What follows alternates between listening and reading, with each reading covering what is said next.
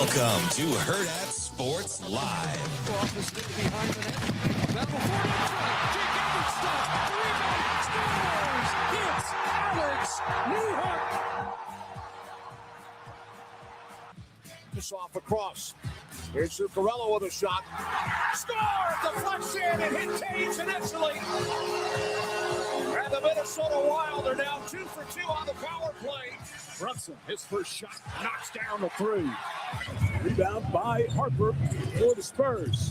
Phil's gonna shut it up, baby, what a move. Ooh-wee. All right on the air. That ball's hit well out towards center. Doyle's going back out toward the wall. It is gone! Off the batter's eye. He's done it again. 15 home runs for Kyle Schwarber. First pitch hit high and deep into left center field. Back by the warning track. It's at the wall. Carey ties the game. A 3-run blast for Dylan Carey.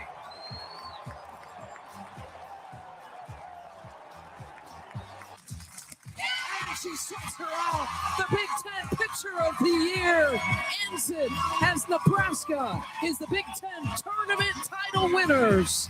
The best of the Big Ten this season. Good morning. Welcome in Hurrdat Sports Live, presented by Next Gen Mail Medical. That's DB. I'm Ravi Lulla here at Hurrdat Sports HQ. What's up, DB? How come you didn't do the thing? I'm trying some different openings out for you because, you seem like you maybe had grown tired of that one. So, shoot. Good morning again. I'm just happy to be here. What happened? Dude, how did you not see me at the gas station? Okay, so was this in the gas station? And this was as you were leaving, like in the parking lot? Suave, like you guys. I had to. You're not. Well, you and Rico aren't old enough. Shane, I legit had to do like a William Shatner, T.J. Hooker role, like to get as a character, and he'd always do like these over the top stunts. Mm-hmm.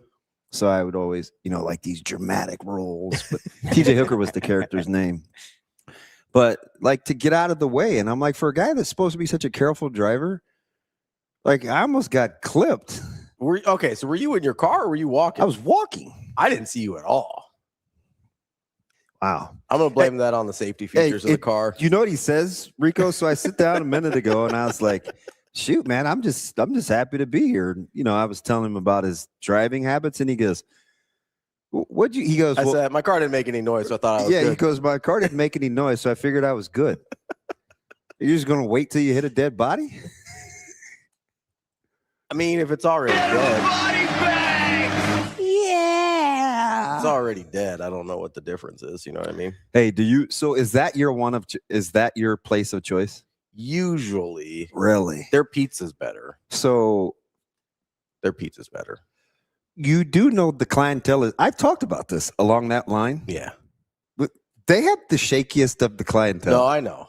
Yeah, I know. Isn't that weird, though? That's how you. It's like bang, bang, bang, and you can totally tell what you're getting. Yeah, and they're literally next to each other. The gas stations are. Yeah, that's wild. And you get a vastly different clientele. So I don't do the same thing every time. Really? No. So when the pizza is definitely better. Yeah, so that's the problem. Is like that's how you know the pizza's better because like now they have the coolest staff. Yeah, their staff's pretty cool, but very eccentric. Yeah, and the clientele is so my one favorite. I don't know where she's been. I hope she still works there. I would always get her life story because she's a grandma. Mm-hmm. One of those mom grandmas. And it just seemed like every 4 months she was having grandbabies, but it was the same daughter. So I know it wasn't like, this wasn't like Mary, immaculate. So I figured, I'd say like 99% of grandmas are moms. Probably higher than that. Too early, man. Listen, too early. You meant like you should still be happy for your tricks looking so good. You can't call them tricks. You can't call them that. I think until the finals, you can call them tricks. You can't call them that. I told Ravi, and I'll tell you, and I'll tell everybody, the best team in basketball is the Knicks in the closeout game. You do have a clutch dude. It's beautiful. Jalen Brunson will slit your throat. Nobody like OG. Oh, wow. He big Ananobi guy over here. I mean, if you want to talk about clutch guys, it's got to be Cat, right? Look, man, when he's not in foul trouble, Cat's like baby Embiid with the goofy looks and the dumb grimaces on his face. I was going to ask yesterday, but I was driving while you guys were texting about Joel Embiid. And yeah, how about Padilla just rolling me? I think Lorenzi thought I was really talking about him. He goes, "What the hell, DB?" I go, "I wasn't. It's a different Joel. I wasn't saying you get on my nerves. I was talking about Embiid." I don't think I was on that chat. Oh, I wasn't Jacob on the Lorenzi tweeted. chat. He tweeted. Oh, he tweeted that I was like, God, what did I say? Something about Joel. You said Joel drives you crazy. And so, of course, JP just tweeted it out. And Lorenzi was like, wow, like just talking about me behind my. I'm just like, nah, man, like this thing needed context. Yeah. I was talking about imbecile. Yeah. When you guys were doing that, I almost wanted to be like, you got to be some kind of bad way when Cat out toughs you in a series. God, it's like that's a tough look. How about diving for listen, for his sake, and I don't care if I'm wrong. Like it'll be fine. Maybe I misread the thing. But when you're rolling around like you got picked off by the DC sniper for diving for a loose ball, go sit your ass down. Like just go watch. Like, I'm not doing that all the time. Get your ass off the ground. Stop rolling around as a grown-ass man and go to the bench. For a guy that seems to get hurt, weak. For a guy that gets hurt all the time, he should probably stop falling on the floor. I get mad at our guys, and they're kids. Yeah. Don't be the last one off the ground. Yeah. Get off the ground. Joel Embiid falls like he's a building. Like he gets motion, up. He gets dramatic. up just as quickly. It's like, come on, man. But did you hear him afterwards? I just glad I made it here. That's an accomplishment. Like, bro, we may have lost, but this is an accomplishment. Hodgkins or like, stop it. You should play injured. Yeah. Right? Like you make a ton of scratch. Put your body on the line. It's okay to be banged up a little bit and play. I'm just happy to have made it through here to this point. Well, I'd be like, you can't be the cornerstone of anything except a fake Monopoly game. Like you can be like Boardwalk Empire with paper money. Like, get out of here with that, man. You got swept by a team that can't guard me. They gave up 57 points in a half, and they're down 24. It ain't like the Knicks or the 85 Bears. No. I'm just happy to be here. Calm down now, DB. To this point. No, you guys are nice, man. I'm not going to hate on the tricks. Like, we got like the two best. One-on-ones play. We got the two best wing defenders in the league. Here we go. Watch out. We don't talk about wing stop like that. Listen, you'll get treated like a dirty floor. You see OKC, so keep all the skirt and pom pom. The MISSIT, miss it for me, baby, miss it. Keep all that skirt and pom pom and stuff over there. Bet. You will get your doors blown off. All right, wing defender. Keep that same energy. Listen, you better pray you don't see OKC. SGA will average 50 against that back. We're going to put Mikal Bridges on Shea. Shut him down. Oh, my God. You gave up 57 and a half to the tricks or to the 70 hookers. Like, come on, man. Look, when you're scoring as much as they were, it didn't matter. Dude, everybody was just, hey, I need work. I need work. Hey, when Miles McBride hits 4 threes in a row, it doesn't really matter about playing defense. Miles McBride was out there lining up jumpers like Curry in pregame. Just lining them up. Curry mentioned. Put Paul George in a spin cycle, then drained a 3. I got to give Paul George a little grace because I still have that broken leg in my head. Mm-hmm. But Paul George walks around. He plays like one leg is shorter than the other. It might be now. I don't know. It might be. Legitimately, it might Paul be. George walks like it legit hurts. His was the one that broke on the dunk in like the Olympic training. That's what I'm talking about. Like so his bone is the one that scraped the floor. Okay, that's listen. baby steps. So it's probably shorter than It might it's like be shorter. probably shorter than the It other. might actually be shorter. Yep. You gonna make it? You gonna be okay? I'm good. Anything but leg injuries. Like we can talk like let's go almost went into detail. We can talk about a lot of other graphic things. The leg injuries is where your boy draws the line. It gives me the willies. He can imagine just like choking the life out of somebody with his bare hands, but you talk about a leg injury, we're out. Look, if he can't choke the life out of somebody, Scraping the floor. Like that's a little much. can't choke the life out of somebody if they got a broken leg. That's too much. Yeah, you can. Probably It easier. actually make it Probably easier. Harder to run away. Wait a minute. Paul George better watch out. DB's on the loose. You can tell what kind of Mother's Day weekend I had. No, we're good. Everybody's good. We're good. Good. Headley, that's not exactly true. Just broken legs give me the willies. You know what I mean? Like, TK says we can talk about murder, but if you roll your ankle. I don't know about TK summation sometimes. I can't believe this dude's closing out juries. He's making up stuff. Oh, that's pretty convincing. It's kind of funny the way you said it. Yeah, I'm out on like the leg injuries. I'm cool. I get it. Like even it's probably because I've had so many rolled ankles, but like when they zoom in and they're like, look at this exact moment. At where least he they're rolls getting his better ankle. at not showing them. They still do the rolled ankles a lot though. Dude, speaking of which, how did Jordy Frahm not get injured when she smoked that second baseman? Yeah. Did you see that? Yeah. I was like, how is no one hurt? Yeah. Why is everybody just cool? That is so dangerous, though. So that whole rounding the base thing, Mhm. I don't know if you saw it, so I won't like hold you to it, but I don't know. She got the immediate like it's on her with the replay because of the obstruction thing, Mhm. but she had a clear path. Yeah. I hate that. Yeah. Like I used to say things like, you know, I would like when I just to let people know that I was kind of like coming. Yeah. So like you could get out of the way because sometimes you stand around. Why was that funny, Rico? Does he want me to do that again? Like, oh, you track guys are the great. You're like those streamers at parties. You're the best noisemakers ever when you're running. Like, that's not how you guys do it? Keep it a buck. Nah, bro.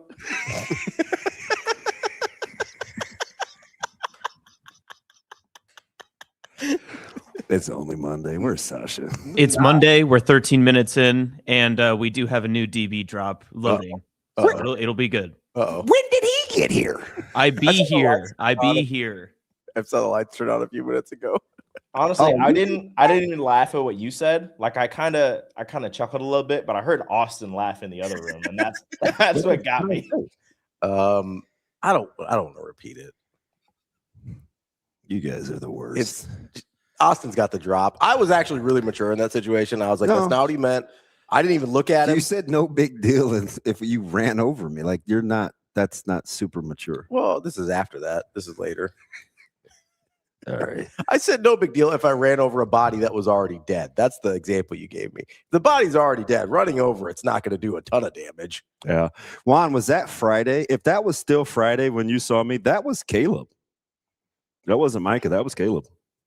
Yeah, Micah's the one that looks like a bodybuilder now. He's just all jacked up. Although Caleb is super yoked. He's sick as a dog, though. Is he? Yeah. Sick as a dog. Dude slept for 5 hours in the middle of the day. Oof. That's rough. Zoe goes, is he okay? I said, Zoe, would you leave that dude? He had a rolled up piece of Kleenex in his, he was knocked. He forgot where he was. I said, hey, man, you don't have to go sit someplace else. Go ahead and go on in your room. He came home. He said, I'm going to need your best stuff. So we like loaded up the course. Like, Yeah. oh, yeah. Hot danger. Rico is a hurdler. 110? Rico, let's not act like you track guys are so 110, 300, 400. Just terrible. 400 hurdle sounds like the worst. It's awful. I think 300 would be the worst. You think 300 was 400? Yes. No, the 300 is 300 is a little bit better just because. Well, actually, it's kind of bad because the last hurdle. After you go over the last hurdle, there's still like 15 meters till the finish line, and you're coming off the curve too. Yeah, so your body's like shutting down, and it's like, okay, I'm done with the hurdles. I still have to get to the finish line. Whereas the 400s, like you get over the last hurdle, and it's just a couple more steps to the finish line. Gotcha. Hey man, and you can like gear up down the straightaway in the 400. Thanks, Austin. I didn't know the whole. So the light is the indicator. I was today years old. I only thought about it today because I was like, I saw it come on, and I was like, oh, I bet Austin just got here. I thought I was gonna miss him today too, but no, that didn't take long for him to realize that. You don't miss him anymore? No, not at all. But by the way, yeah, what's up?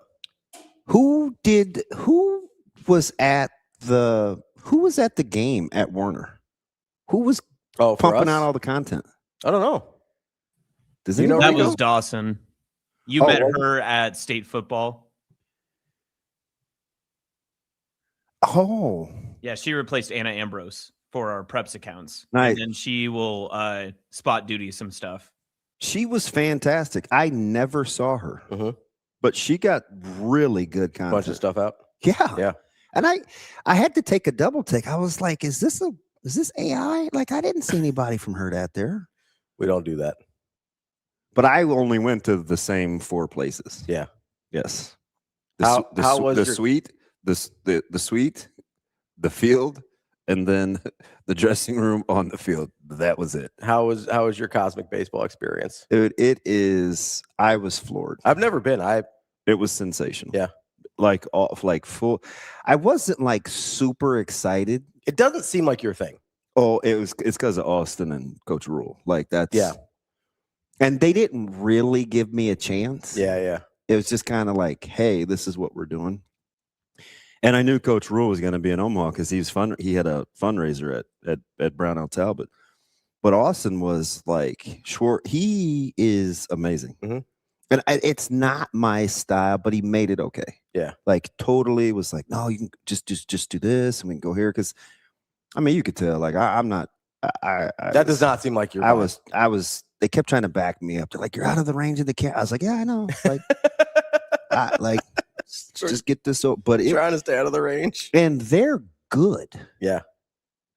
Like they're good. Yeah. The baseball players. Yes. Yeah. And it's it's wood, which I love. Damn it. Wood bats. I knew what you meant. That's 2. I've been locked. I've been looking over there. I've been locked so today. Terrified now. Listen, I'm not about to start censoring myself, man. Forget you guys. Just gonna have to grow up with me. And I was floored. Yeah. And then they like rock it in the dark too. It was like, how are you guys? How can you see anything? They're good. And they're fun. Like super fun. It was played at a high. I was getting anxiety. Like walking to the stadium, and I forgot Austin was actually playing, so I was like, you know me, where do I go? Where do I go? So if they give you any problems, I was like, well, how are you going to help? You're on the field. But no, super cool. And I get a chance to hang out with Marty. They had a lot of stat, like Pat Smith, their general manager there, Coach Brown was there, Adam DeMichael, well, he was there. Gus, my man Gus, yeah. Big Gus. I told Caleb and I drove separate because he actually has a social life, and I left. I know you're shocked. I left early. I'm surprised you made it at all. If I'm being honest, it's just the people I was involved with. It was just fair. Super fun. Yeah. I was pleasantly surprised. Yes, I'm going. If I can be that efficient getting in and out, like Marty came to meet me, I went right to where I needed to be. Like if I can do that, I'll do that every time. Yeah. It looks super cool on the content. Marty he'll serve. Really? Dude, I bet that dude would be a good party host. Yeah. And it's a weird arrangement for the Chasers and Werner because for that event, they're like the tenant and the landlord. Oh, yeah. So they share. But it was, I'm telling you, I was like, this is an awful lot of people. I came in the back way. I came down Lincoln Road Mhm. through 114th because it's a 6-minute drive from my house, right? Yeah. And I started seeing cars along on what would be the east side Mm-hmm. of the stadium. Like, I'm like, oh my God, are we using all these spaces? Yeah. We're using all these spaces. So then I pulled around to the cones because they told me where to park, and I could see the guy putting the cones up to block my parking entrance. And I was like, this is exactly what I did. You ready? Yeah. I rolled down the window. I said, hey, I'll go wherever you tell me to be, but I was told this is where to go. And he said, we're kind of full. And I go, it's the Subaru, isn't it? And he laughed. So he got on the walkie-talkie and he called his buddy and he goes, hey, do we have any more spots for the Nebraska guys? And the guy's like, no, I'll make one. And I was like, thank you. It was the Subaru.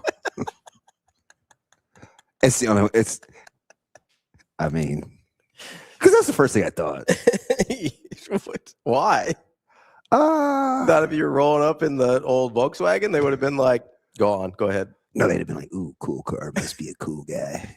You think that's what happened? You saw me in my super clean sport. They're like, yeah, I don't know. Was that an Atlas or a Tiguan?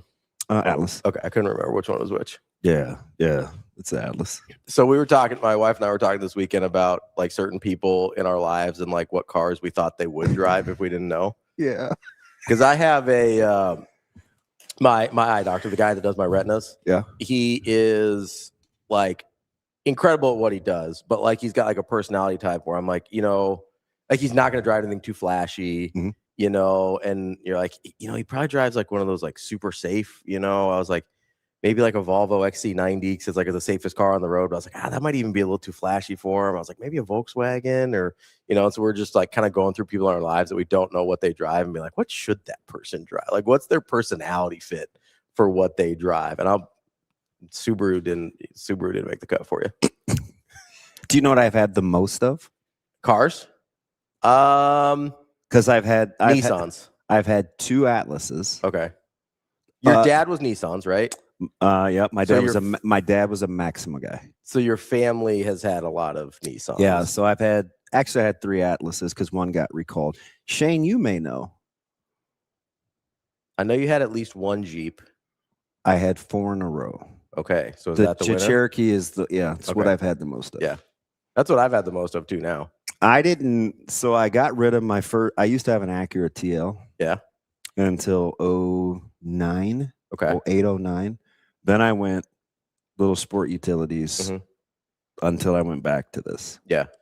And I'm a 3-year. Although leasing isn't significant, it's not advantageous anymore. No, it kind of flipped in the last like couple years. Yeah, it's disappointing. Yeah. It's disappointing. But I'm telling you, you have to get a pretty good deal now for it to make sense. Yeah, and I think I have one of the best in the business. Yeah. Well, it's your guy in Kansas, right? Yeah. Yeah. But he used to be here. Yeah. And he's a total mercenary, so goes wherever. No, he's the guy they call to fix stuff. Oh, yeah. He's a fixer. Yeah. And so I got in this deal so I could be clean going forward, so then I can go back to Heath. Oh, gotcha. Yeah. Because that's ultimately who I want to. Yeah, which Edwards is he at? He's in Council Bluffs. Kia. Okay, I always forget if he's at Kia or Hyundai. Yeah. Do they have a? Yeah, they have a Hyundai. Yeah. So I usually go to the one at Village Point because it's so much closer to me and because I like the Jeeps. But I'm on 1, 2, 3. Yeah, you're a Cherokee guy, right? So my first one going all the way back in college was like a 1997 Grand Cherokee. I loved that one. That's where I fell in love with Jeeps. And then I went with when they redid the Cherokees and let those out. I did 3 of those before I moved to the Grand Cherokees. Now I've been in Grand Cherokees for the last 6 years. It took me a while to learn. Like at first it was looks. Then it was like payment. Then we kind of got into like interest and how much they were giving back. And then, so I've had to learn over the last 25 years. Yeah. About the car buying process. You know what I kind of landed on? and I know this is what people tell you not to do, but especially when you're leasing, like I think it matters less than the interest rates and stuff like that, is I just care what's coming out of my pocket. I'm gonna be honest with you. Like in terms of if I get the car that I want, I just care what's coming out of my pocket. I don't care how much I get it. You know what I mean? Like, because if I'm leasing it, I'm giving it back anyway. I get it. I'm only paying a certain amount over a certain amount of time, no matter what. I get it. If I'm purchasing, then I care about some of the other things. But if I'm just leasing, it's like I care what's coming out of my bank account every month. And after that, I want to make sure I have the car I like. And after that, it doesn't matter. Yeah, it's fine. But yeah, they let me in, and it wasn't a Subaru deal. They let you in. I am, and I knew so when I'm not secluded, when I'm kind of just sitting around, it's usually for state baseball. Because even if I like go to the Storm Chasers or even last night, like then I'm typically more secluded. Yeah. And it was clean. And they well received. He took a ton of pictures because he came suited. Because he was coming from I saw that. He came from the fundraisers. Yeah. Man, he couldn't put that jersey on fast enough. I was trying to figure out, I was like, why is my guy wearing a suit to Cosmic Baseball? Yeah, he was raising money. There you go. He was over at Brownell. And then I made fun of my man Tyson Terry. Too big. For the pitch? Yeah, he reminded me of you with those got these big old arms. Not your arms are teeny, but just. They used to be big. Like, just to watch. He acted like he knew what he was doing, too. He did. He looked got okay. This little wind. He looked okay. He's a really good athlete. Well, yeah, I mean, I know that. But, like, he looked like, he probably played baseball at some point. Yeah, and I told. Probably before he was 300 pounds of, like, just solid granite. But, like, it looked at some point in his life like he played baseball. Because you could tell the guys that haven't. Oh, yeah. The guys that haven't played baseball, you could tell because there's, like, a weird, like, hitch in the giddy up. It's hard. Yeah. So I was Coach Brown, Corey Brown was there too with his wife, and his little son Blaze might be my new. I mean, no disrespect to anybody else's little Blaze might be my new favorite. That's your dude. He's got cool glasses. He took his hat off and he had like his fade. I'm like, man, who's your barber? His mom was like, well, he just got that done today. I was like, oh, heading to the big city. Yeah. Look, I mean, cutie pie. I said, what's your favorite sport, man? I thought he was going to say football. I like baseball and soccer. I said, okay, good footwork. I'm messing with him. There we go. I said, who came up with the name Blaze? Is that Coach Brown's like, oh, I didn't care if he was good at anything. I just wanted him to have a different name. I said, one of those. Just want to be different. Who do I know it sounds like that? Well, it's what we do. Usually we just we pick different names. Who's we? The Bettings? Dads. Oh, okay. Usually it's not. Hennessy and Justice and Ice. I'm going to be honest. Blaze, if you had told me. Like, it's the second Blaze I know. If you had given me like every ethnicity in the world, I would have guessed Blaze was a white.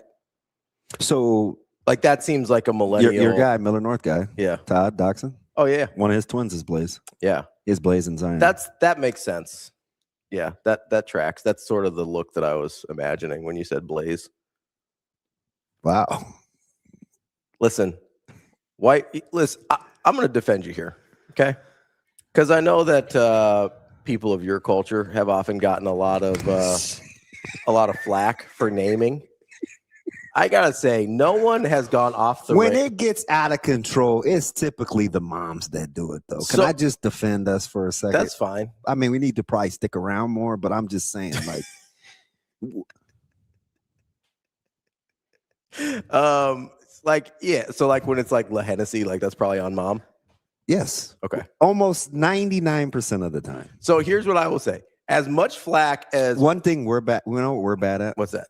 We want, like, if it's a girl, we just throw an A on there like it's good. Wait, like what? I don't know. Like on the front or the back? Where did you throw the A? Anywhere? At the end. Okay. Right? Like, so like if the dad's name is Latavius, like we may get a Latavia. Oh, yeah. Okay. I got you. You know what I mean? Yeah, I got you. But it's neither here nor there. Let's carry on. Well, so what I was going to say is nobody's gotten more sideways with names than like millennial white people in the they're spelling stuff with Y's and X's that have no. My sister was the first person I've seen and she's not very hot at all. And did I do that right? Yeah, that was really good. Shout out. You nailed that one. Yeah, she's so Brandon, Cameron, Calvin, CJ. They're all wise. Yeah. Kim, she's Kim with a Y. So you get like, there's a lot of Rico can attest to this. Some of the names in your kids' classes, you got like a Braylon Lynn, and it's all Y's somehow. I don't know how. It's all Y's. Everybody just decided to throw Y's in everybody's name for no reason. Headley, that's about right. That's not that far of an exaggeration. There's just random like Ashlyn Tates and things like that. It's like, what is happening right now? What is going on? I'm gonna get Zoe's class list. Oh, I bet it's horrifying. It's super eclectic. Yeah. And she tells me these names. Like we had to her and I went, we had to go to she's in a different youth group yesterday. Yeah. It's 8:30. Usually I try to get to the 10:15, and she's always telling me how she's making new friends. And some of the names, it's just like, I mean, people just want to be unique. I get that, man. I'm just saying, like people, like white people my age have gotten real sideways with the naming stuff. I used to talk to a unique. Oh, we say talk to. I don't know what. I mean, date. You guys talking? Was that always the answer? Yeah. You know, I have commitment issues. I was gonna say it. Never mind. We're not gonna go down that road. Yeah. Hey, you guys, young Damona and Ravia. Yeah, that's about right. Like, not far off. So that vehicle you guys are talking about, Chuck, that make, it's like I hit 40,000 and everything went wrong. Really? Oh, that particular vehicle got recalled twice, but so did the Cherokee. Yeah, I mean, I've had to deal with Cherokee had the parking issue thing. Remember when I couldn't keep it in gear, and that was after the actor got rolled over by the Cherokee? After old boy got run over from Star Trek. Yeah. I didn't. I told everybody, because that's back when I used to run into things all the time, and I was like, "See, it wasn't me. It was the parking thing." No, it was definitely you. No, it's 100% you. Just turning right. No, that was a you problem. That's totally on you. You know, I hit that big old trash can on the backside of Millard North where you're going on the tennis court side. Oh yeah, I know where that is. Yeah. How'd you run into that? It's a bad angle.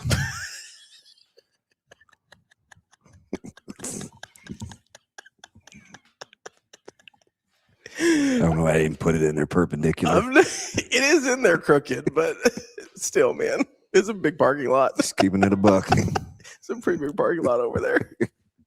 You know what makes me mad, though? I don't know how that thing got in my way. Remember when I backed into the lawnmower trailer at the gas station? It was entirely too long. It was out of my sight line because I hit the hitch. Oh, yeah. And I'm just like, see, here's the thing. If you're moving and driving, you're fine. If you're stationary, it could be a problem. So just don't stand near DB driving. No. So that was the problem I had with you this morning. You were just standing there. I couldn't believe, I was mortified. I still have no idea where you were. Girl, she had the. Yeah. And sometimes I mess with her. Yeah. But she's never in the mood. No, she's all business. And I was like, I wanted to joke, but she kind of watched it. And I go, I work with that guy. I think she thought I was joking, but I didn't press because she didn't crack one smile. She's like, yeah, whatever, bro. You know what the problem was? Part of it, as I was trying to get out of that space fast because I had parked a little bit too close. There were only like four cores. There were only 4 cores. You cores guy? Nah, that's Shafe. Rico, do you like beer? Look at that face. He's like, yeah. Oh, I was just gonna say you don't look like a beer guy. I wouldn't have guessed beer. I don't know how to answer. I know Austin is. Oh, Austin loves beer. Why is Austin a beer guy? Because I just know that he's a beer guy. We have discussed his affinity for Busch lattes. And he was in a double wide trailer. That's the thing. Thank you. See, man. We also forget that Rico also went to Kearney. I know. I forget that all the time. Remember when he gassed me for not referencing him in the car? I can't remember who we were talking to. Maybe it was Held. Oh, yeah, it was Held. And he got real that upset. Was like the first time Rico slapped my hand. I was like, sorry, man. He's like, hey, I'm a Kearney guy too. It's like, oh, all right, my bad. It's fine. It's fine. Austin gets all the carny love. No, I can't steal Austin's carny bit anymore. He gets upset. More humility than Austin. Austin is very aggressive. You know what I mean? Like, Amazing Daniel says Austin seems like a Jaeger guy. I could definitely see that. What's the thing that you drop it in the other deal and you do both at the same time? That's a Jaeger bomb. Yeah, that definitely Austin. Austin's definitely done some Jaeger. Those are pretty good. Are you a bougie beer guy? No, he doesn't. no. Yeah. Just simple. Okay. I didn't drink beer until I got to college. When I was 21. Loser. Nerd. Just kidding. Drink responsibly. Anyway, so tell is Dawson, right? Yes. Yeah. That was at Cosmic Baseball. Yeah. TK says, I love Jaeger bombs. Least surprising thing ever. I've never seen anybody actually say that. Is also not very surprising. Oh yeah. Kobe strikes me as an IPA guy. I gotta meet this dude. Kobe, are you like a tree hugger? Like, talk to me. No, there's no way. He might. No, zero chance. He calls people snowflake in here all the time. There's no way he's a tree hugger. I think Kobe is an opportunist. I don't know if he has a style. I think he's just going to say what he wants to. Look at his response after the Jaeger bombs. Yeah, but he clearly has range. Guys who drink craft beers and Jaeger. Kobe might just like to drink. That's entirely possible, but there was zero chance that he was a tree hugger. I asked this particular individual, and no, it wasn't Costco. Before you guys start hating on me, I asked this particular person that runs an establishment around town. Mm-hmm. Did she know of anything close to a tailgating tequila? She put her arms on the counter. She's one of those that had her feet on the counter too, which is fine. It's her store. And she's like, what do you mean? That's what I was going to ask. I was like, what does that qualify as? So basically, you don't want to well. Yeah, this is on the heels of Amazing Daniel saying this is a Wednesday. I think it was a Wednesday tequila or whatever. Versus weekend. Yeah. So for me, like tailgating tequila would be something at a price point where you're not really trying to like. You don't care how fast it goes. Right. Yeah. But you don't want to well because it's gross. Yeah, not doing like Cuervo or Casamigos or trash. You know what I mean? Yeah. It's like a mid-level. Sure. Yeah. It's a mid-level exception. And everybody's different. Remember that, Shane, remember when Dave Tepper and I were talking about Yuengling? Oh, he knows craft beer. And he's a craft beer guy. Mm-hmm. This was... I mean, the guy's got an app. This was like 17 or 18, right? Mm-hmm. Yuengling was like a thing. Yeah. And Tepper, I mean, deadpan, straight face. Tepper goes, yeah, it'd be a pretty good tailgating beer. I was like, Yuengling tailgate? You just hand that out to the boys, huh? Like Busch Lights? Hey. But that just lets you know where also, was. I also think, like, if you're a craft beer guy, Yuengling is sort of your slumming it beer. You know what I mean? Isn't that interesting? Like, I'd be inclined to agree with you. I think if you're like, hey, I like these, like all these little like microbreweries and stuff like that, then like Yuengling would be kind of your like, this is my Bud Light, this is my Busch Latte. Emmett, that is entirely not true. That is so not true. I had a buddy that was obsessed with Grain Belt out of Minnesota, the beer, and so like that was kind of his like tailgate beer was Grain Belt. Emmett, are you pumped that Dallas and the Giants get the opener? Is that the only schedule they dropped? Because that's coming this week, right? For the NFL? So. I think so. Dallas and Giants, I think it's Sunday night. They've let the NBA have the news cycle for too long. They got to do something. Yeah, well, when the best players are out here. And I'm going to need you. I'm giving you every opportunity to keep that same hateful Jokic energy on your poster child. I would just like Wemby for dropping elbows. I would just like some level of consistency. Right? I would like some level of consistency. You're not going to defend Wemby. No. But what I am going to say is if that's a flagrant 2, so is Jokic. Oh, God. One of them happened in the course of actually playing basketball. I've watched that clip 100 times. He doesn't look at him before he swings. You can feel he's there, obviously. Listen, that's definitely a flagrant. Absolutely. Get him off of me. Absolutely a flagrant. No questions asked, right? The difference between flagrant 1 and flagrant 2, I think, is generally intent.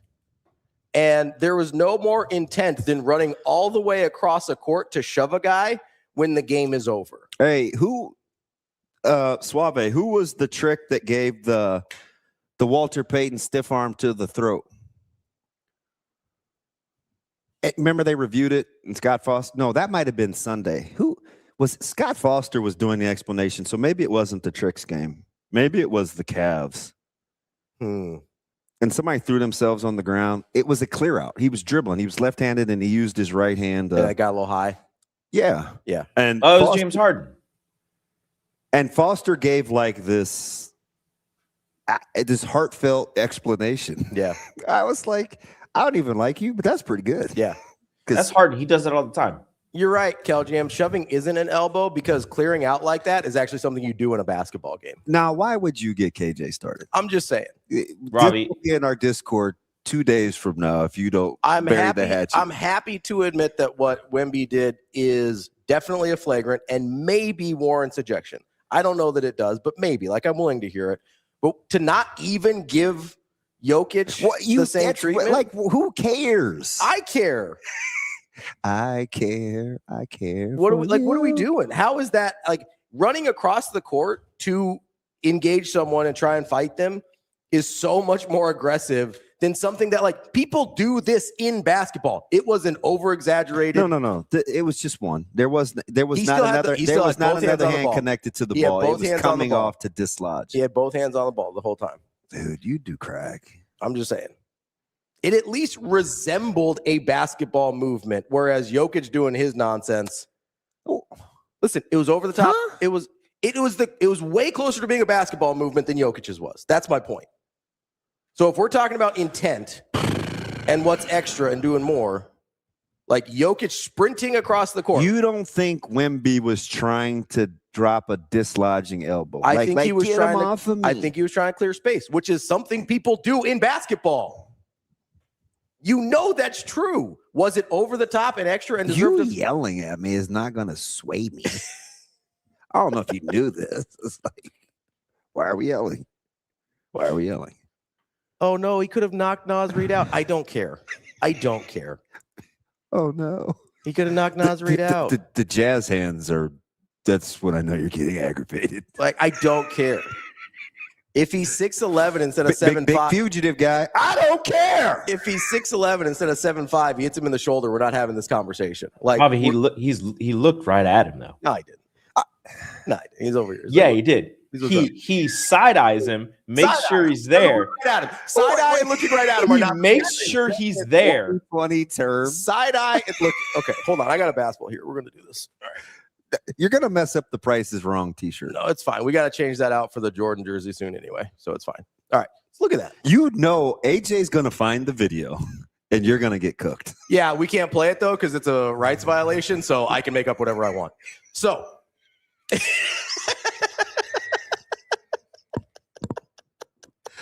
you want me to pretend to be? Yeah, so you're Naz Reid. Because you're 7'6". Yes, I'm 7'5", 6'6", all right? You're a normal 6'10" guy, right? Yeah. So I'm here, right? So he's kind of on this side, I think. So we're going to do this. Yep. So I was like this. There's a little side eye. He's like, hey, quit fouling me. And he gives a boom right to the dome, right? Listen, extra, over the top. I'm acknowledging that. Flagrant, totally understand. I just want them to keep that same energy when their boy. Show Chuck the basketball. He looks like side eyes him, has the basketball tucked like a football, and loads up, like brings his arm towards his chest and then swings it. It's one arm. He's not clearing out. We used to praise centers for doing this. Like the NBA that everybody's like, oh, bring back the 80s and 90s. We're like, oh yeah, give me Charles Oakley doing this all the time. That's different than what he did. No, it's the exact same thing. Like literally, one of everybody's favorite stories about Bill Russell is they're like, hey man, like, you got to throw an elbow. They're going to keep doing this to you unless you throw an elbow. And he like knocks some dude clean out. And he's like, I never had to throw another elbow again. That's our favorite. Bill Russell? We're going to the 50s and 60s? That's where the basketball's from. So I'm keeping the energy. They used to do a lot of things in the 60s that wouldn't be cool today. I'm just telling you, I can drink from your fountain now. I don't have a water fountain in my house. Listen, we're going to space again. We're going back to the 60s. I thought that's what was happening. I don't want to go back to the 60s. Me neither. Austin's fine with it, though. I think you prefer it. Don't speak for me. Got to put my basketball back. Hold on, Ravi, before you put the basketball back. Yep. Can you remake this move one more time so we can do a side-by-side? Oh. Are you actually going to put it up? Oh. Yeah. I don't think you can. No. Yes, he can. We're going to get dinged on No, that. we're not. Sash, are we going to get dinged if we put up an NBA clip on the show? Wham, wham. My name's Ravi. I'm scared. All right, here we go. Oh. Here we go. Ready? Got the ball? You got to spin the other way, though. Oh, yeah. It's his left elbow. Yep. Oh, okay. So right here. You're going to come This way? No, bro. You said it's his left elbow. This is my left elbow. It's his left shoulder, and he comes. This is right. This is famously That's right. my bad. That's my bad. Okay. Come So I'm coming this way. Oh, she is here. I'm sorry. So we're going this way? Yes. Okay. All right. So we're here. Got Yeah. the ball. Yeah. You've been fouling me for about 30 seconds at this point. I'm about this high. You hit me in the head a couple times while I was getting the rebound. That's so not let's true. keep that in I context. wish I could hit you in the head. Boom. We're like, okay, we're doing this. Yeah. Side eye. Yeah. GTFO. Get off me. Boom. There we go. He did not keep both hands. I love how you famously are doing this. It was more like, Oh no, he hits him with the ball that's in his hand though. So okay, so hold on. Let me get this right. Hold on. Come back. That's my bad. He does have the ball in the hand he elbows him with though. because it's clearly an elbow, and it's right there. Side eye. Yeah. Side eye here is like, hey, Yeah. quit fouling me. You've been fouling me for 30 seconds. Yeah. Stop it. Stop fouling me. Boom. That's not a basketball move. It's closer to a basketball move than Jokic's was. That's all I'm saying. He clearly sees him when he does it. Clear it out. beforehand. He cleared out. That's all it is. Tie-dye. It's a clear out. It's a basketball move. They looked down at him like he was short. That's because he was. You know what I mean? He's a lot shorter after he hit the ground. It was a lot more arm, shoulder, elbow movement than it was body movement. Wait. It's a child. He said, ooh. A little more arm, more. Listen, he's clearing out. It's a basketball move. Free Wemby. Hashtag free Wemby. That's all I'm saying. Okay. Who's on the show today? I have. Do no we have idea. Sam? Do we have Sam today? Did you get a confirmation on that, Shane? We should have him about 13.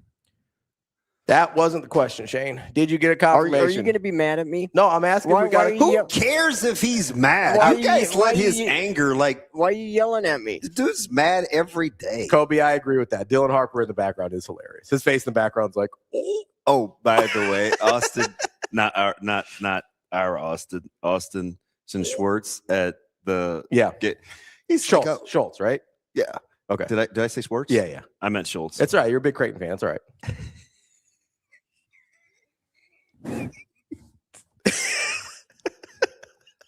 There's a backstory to that this weekend. So you can clearly see I'm trying to hide, but he goes, Are you in there?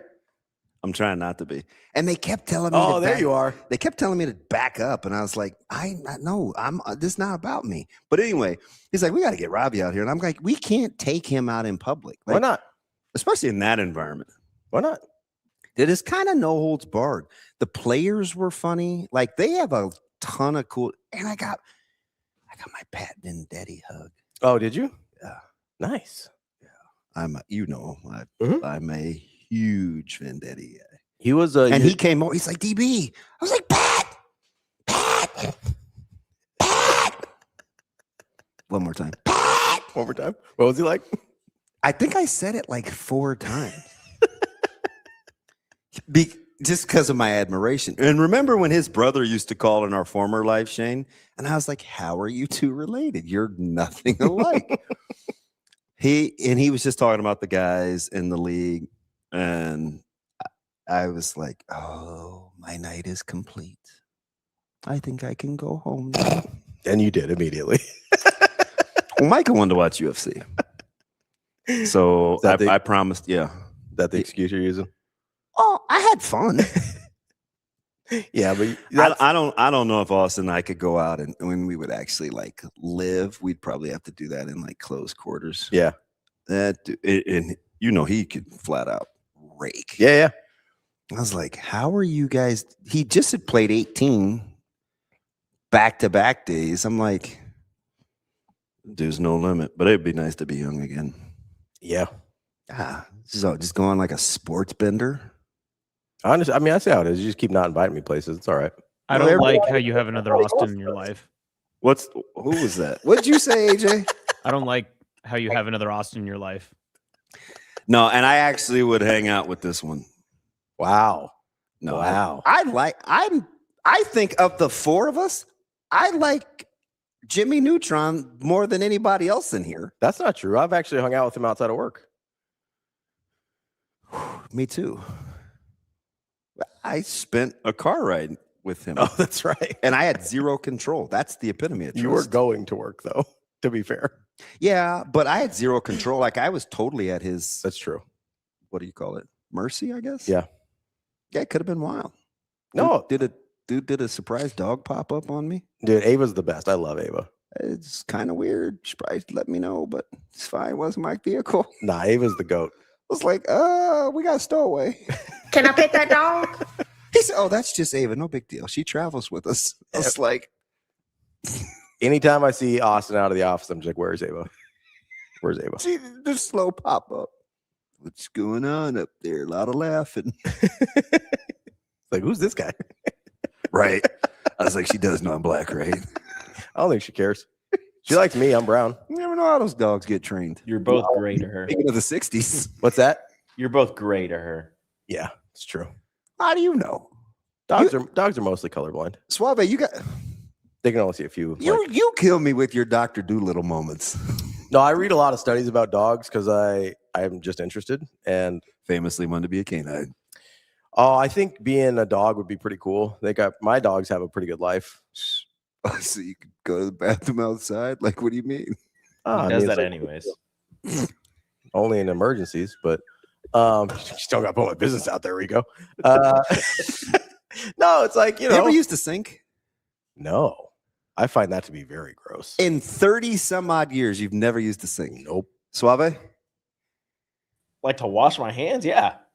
No, to pee in. He's talking about peeing in. I don't want to think about that. That's weird. No. You guys have it wrong. Peeing in fun and new places is like the most interesting thing you can do. If we're talking about like non-trough, non-toilets, anything's possible. My guy says I tell on myself, so I'm gonna leave the sink episode alone. But I figure you live long enough, you're probably that might be the most Western Nebraska thing Austin has ever said. No, peeing in new and interesting places is the most fun thing in life. That's like the most Western Nebraska thing I've ever heard. Do you know the hardest adjustment for me moving to Omaha was not using the backyard to pee. Literally, I was peeing. I'm just going to keep this one moving. But remember how I told you? Okay, since the sink obviously isn't a common denominator, you guys ever like been in a hurry and you're already ready to go and you can't see that somebody else is already in the stall and you have to like recalibrate? Oh, yeah. Okay. Yeah. I just wanted to make sure I wasn't. No, for sure. That happened. Listen, there's been, you understand, like every once in a while I have some digestive distress. You know, you've seen. I'm talking about standing. I don't want to hear about the other stuff. Okay. Either way. You and my man Scott. Either way. I'm also a diabetic, right? So like I have to pee quite frequently. Yeah, so that was annoying. Yeah. Listen, it's not my favorite thing either. It's not like I'm like, you know what's super fun? Every 90 minutes, let's whiz. I was like, are you serious? Yeah. I thought it was a bet. No, it's not. Hey, Ravi. DB was just like, get over it. Yeah, if I would have known his stance, I would have been tough on him. Yeah, why are you being such a wimp? Compound break of the arm. Get over it. So I want to tell Nas Reed, hey, you didn't get knocked out. Get over it. What do you mean your eye is dangling out of socket? I'd probably have a little bit of mercy there. I'm sensitive to eye issues these days. Does your eye guy, who's more than an ophthalmologist, obviously. Yeah, he's a retina specialist. I don't know what the name is. Does he look like you? No. Oh, okay. No, he looks close. Coach Rule's guy is like one of the best in the world because he has an ocular issue. Yeah, and I just was wondering if there was any crossover. His looks like me. Does look like you. Oh, maybe that's why he has an affinity for me. Maybe he's like, hey, that's my guy. I like how we just fast forwarded to affinity. You got invited to dinner. I don't know about an affinity. I mean, somebody was asking about me at Cosmic Baseball too. I don't know. That was Austin. That Okay. was Brother Schultz. All right, that's fine. I'm just saying. Although you two would be probably burn the town down. Austin? Yeah, he is sensational. He seems like a fun hang. Yeah, really cool. Smart too. If you could just quit gatekeeping your friends from me, that'd be fine. Dude, you've crossed over all over the place. I know the poker invites really bothered you. Dude, you start getting staff invites, I'll be done coaching. Hey, we need an analyst. Hey, no, we don't. I am good at analyzing stuff. That's what my background's in. I just put 2 and 2 together. What's that? That's where you get your drink too. I thought you bought those in bulk. You get those at the same I don't know. place. If I could buy them in bulk, I'd love to. Yeah, so they do. Where They do. Not at the bulk place I go to. No, I know. So you go way to the top right fridge because they're the furthest away. Yeah. Well, so although I go closest to the backwards. register. I go backwards, so I go pizza first and then loop back So around. it's actually your first stop. Grab them, then hit the register. It's easier to grab the pizza and then the drinks because otherwise, then you got the 2 drinks and you got to get the pizza and the whole thing. So, Is that why you almost backed over me because you're trying to get situated? no, I figured you were walking too slow, so I was trying to hurry up a little bit. No, I didn't see you at all. You confused me with the people outside, didn't you? No, I did not. I saw those people. I never saw you. 3 in one spot. I know. I was kind of wondering. I was like, I don't know if I would have come to this one anymore. See, there was a lot going on, man. what do you mean? There was Like a they lot- can't help it. There was a lot going on. I understand that, but like I can. He just snobbed being vague. Like you Was it on the can't south do side? that. Was it on the south side? Yes. Yes. Yeah, Because yeah. that's the way it was yesterday when I was there. Wait, why did you go Or to not that yesterday. one? I'm sorry, on Friday when I left here. I think they're a couple. Oh, maybe. Yeah, but there was another one up by the building I know, too. tucked, nestled. Dude, that was tough, man. That's always where I park too. Yeah. Like I park on those installs. Listen, I'm not trying to like bother him or anything, but He barricaded up over there. dude, yeah, like he's like got a setup. But the two, I think they're a couple. It breaks my heart. I appreciate that they don't like chase him off. Like they got to sit somewhere, you know? Yeah. How about my man and the IOQ, or not IOQ, which by the way, is it the second worst merge? Oh, it's awful. It's so dumb because you have to like get over. Like, It's not as bad as 680 West on Dodge because those people are trying to get off. Yeah. That one sucks. But the L West to L East is so dumb because you have like this far it's to like, get over. It's like only 2 lanes for 15, 20 yards. Yeah, it It's doesn't like, make any this sense. makes no sense. Yeah, you have to merge back and forth like 3 times to get where you're going. But there's the guy that's in where the Home Depot and the Wendy's and at the over on L K Street Plaza. L Street Marketplace. This dude is holding a sign. God is my witness. Yesterday or Saturday, he's holding a sign on his phone. My man is like this. I'm like, who's paying your cell phone bill? And then he'd get super slick too, because he could like hold the sign, he's on his phone, and he put it in one hand. He would fix his pants. He pull his I said, oh, this dude has got this down. I'm like, you can't do that. Nobody like I mean, it's bad. It's a bad marketing tactic. Because like I understand, like, listen, I worked at the Open Door Mission, you worked at the Open Door Mission. We kind of understand some of how these things work. Like cell phone bills famously cheaper than rent, right? Like I get it. And if you don't have a cell phone, almost impossible to get a job. Like I understand how that would be a priority. If you get $60 a month, you got to pay your cell phone. I get it, right? There's some who do you think he's calling? So I don't know. But I will say, just from a marketing standpoint, if you're trying to get some sympathy and get some dollars, put the cell phone down. Yeah. Because people are going to look at it a certain way and be like, why am I going to give you money when you can afford a cell phone? The big guy that sits on the corner by the McDonald's has a much better lawn chair than I could afford. I still have the fold-out one with like the mesh overlay. Oh, like the straps. metal ones from like the 70s? Dude, my parents have those. I have those. Okay, they're significantly older than me. Well, yeah, but like I have them now. I assume they were passed down. Yeah. It's not like you went out and bought, you're like, let me find these they got the ass, cool ones like, now with the cup holders and like the firm backs. And so you know what's funny is when Brandon? Yeah. So Brandon, BLT? Yeah. So Brandon, and Jermaine went to, this is a wild story. Brandon, and Jermaine went to a Creed concert like 2 years ago. And the only lawn chairs we had were those busted ass metal ones from my parents' house. And like at the minute Brandon sat down on one, it was like the thing just and he's skinny, like he's like a beanpole, right? And it just like the thing just like shattered. The structural integrity was shot. It just like folded up on him. Oh. That sounds like the start of a joke. Me, Brandon, and Jermaine walk into a Creed concert. Yeah. I was waiting for something ridiculous. Yeah, no, it was ridiculous. We're gonna take a quick break here. We will have I think if Shane ever answers me, if Sam ever confirmed, we'll have Sam McKEWON coming up next year on Hurrdat Sports Live. Just excited to know that we get to be home this weekend and potentially next weekend if we take care of business. I've actually never been to a postseason game at Bowling, so it'll be my first time. So just excited. Yep. Yeah, so sweet. It definitely was always a dream, and then just a really fun year to see all these girls come together, have similar goals in mind, and everybody just work for the same thing. It's so sweet for so many girls on the team. Everybody.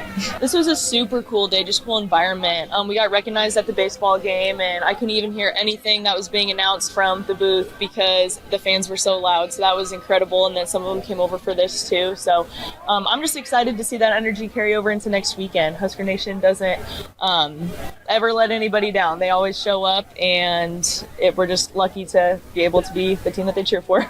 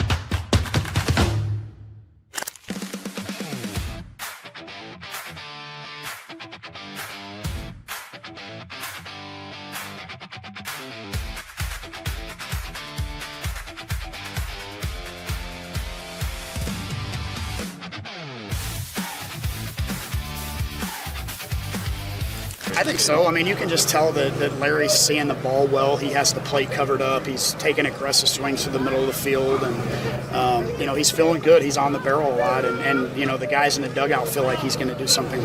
And then Max has been a good pinch hitter for us in his career. And, that's kind of the thing when you come off the bench.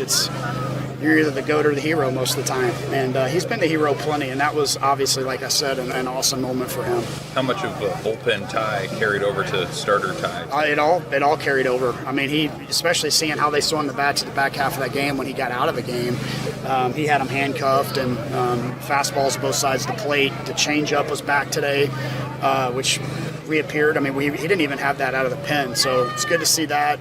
That pitch was there. He had the cutter and the curveball, so he was really, really good.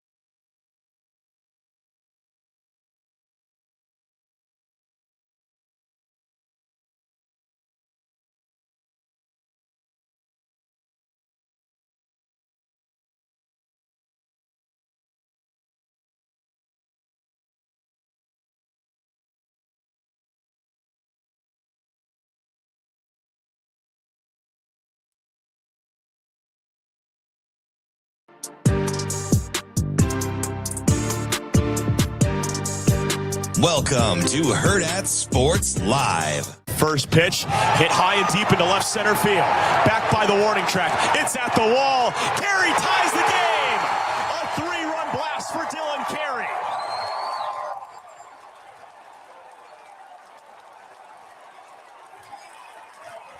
The senior on senior day gets this place right back into it.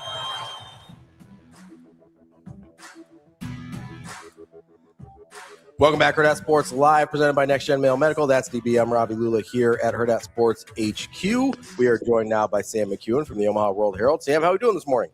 Great. Beautiful day. How are you?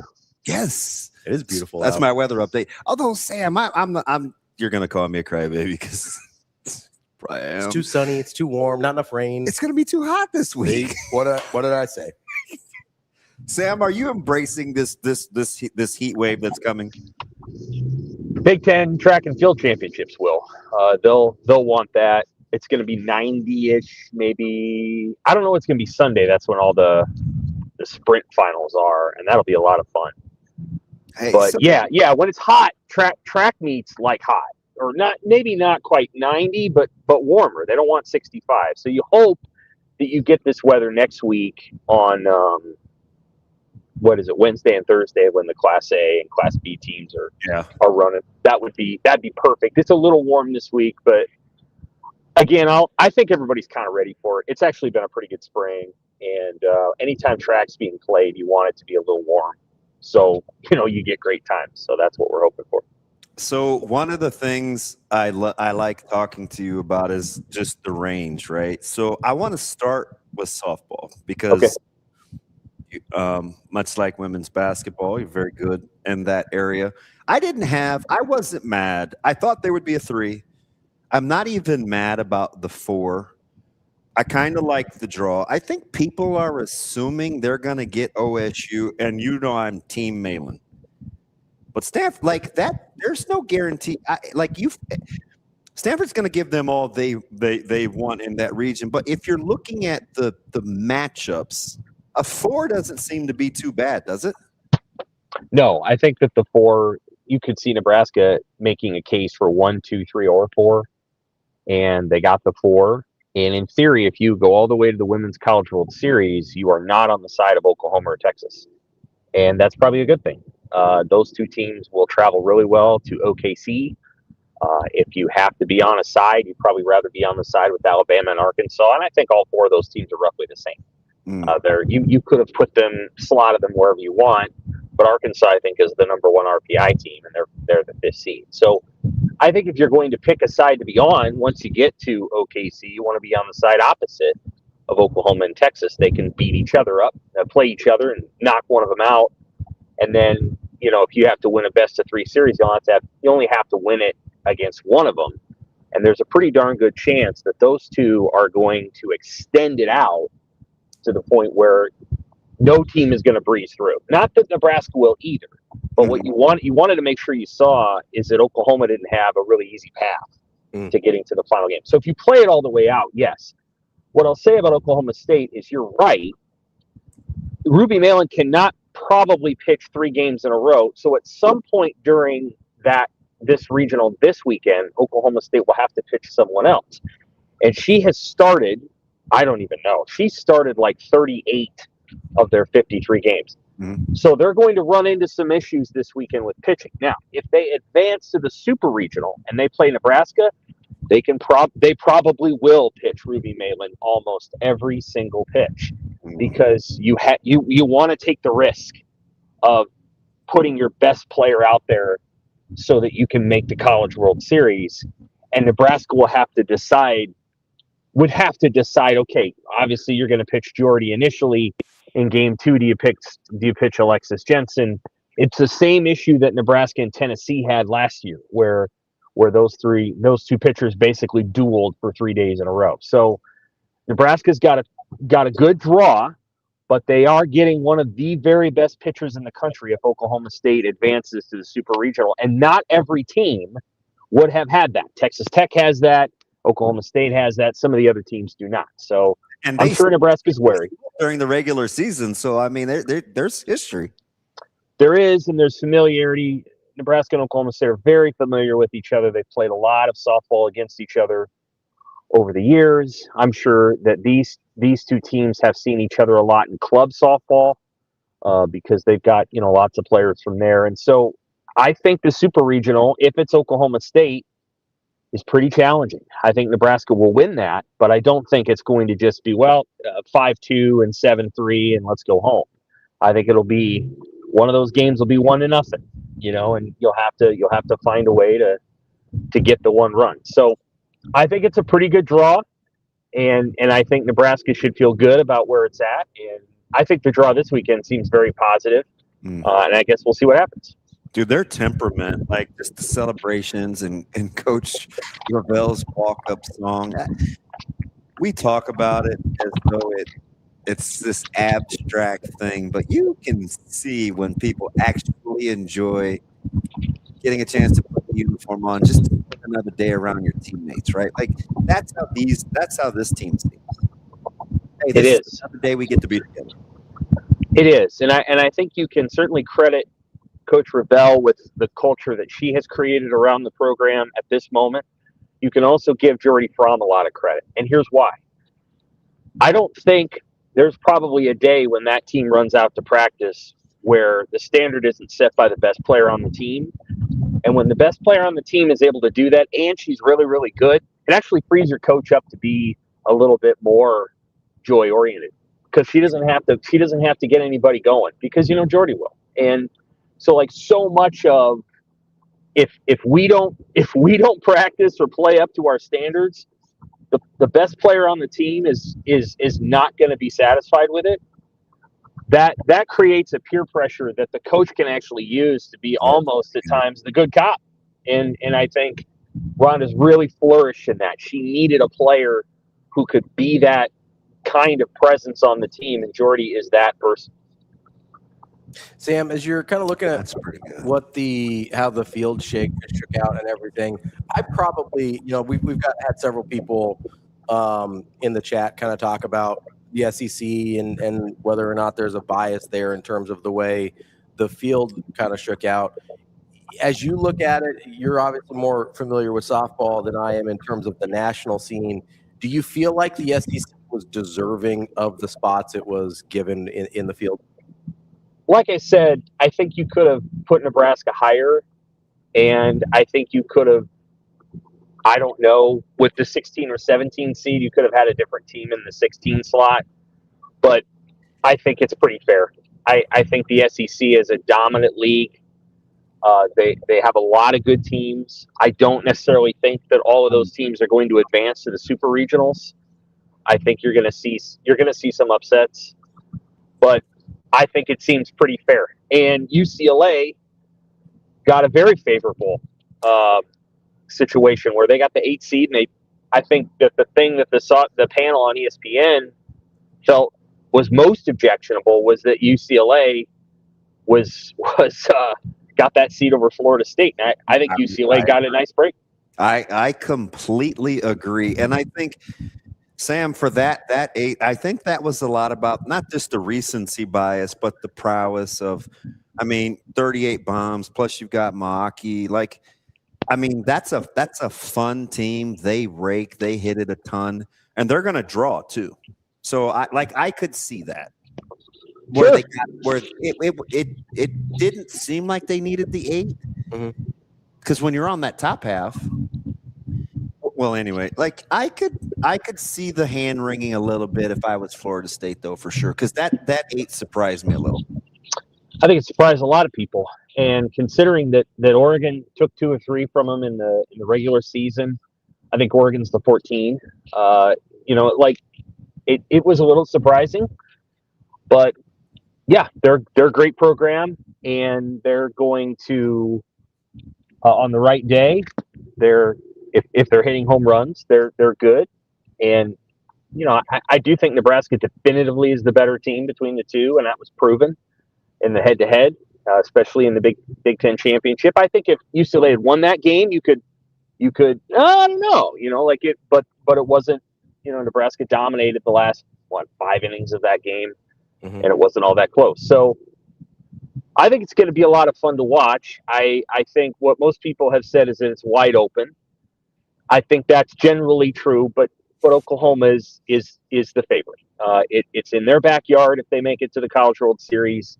They're a very good team, and outside of Texas and because of Jordy, Nebraska, I don't know that there's a lot of teams that are going to handle that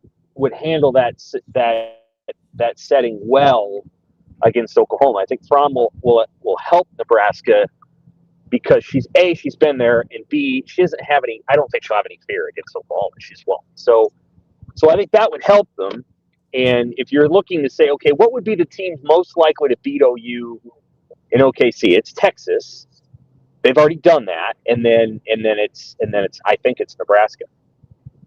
Creighton obviously was on a heck of a run. UConn ends up, I think they're going, if I remember right, I think UConn is the 4 in College Station, which was at the 15. So I see where the Big East was kind of thought of as the softball conference.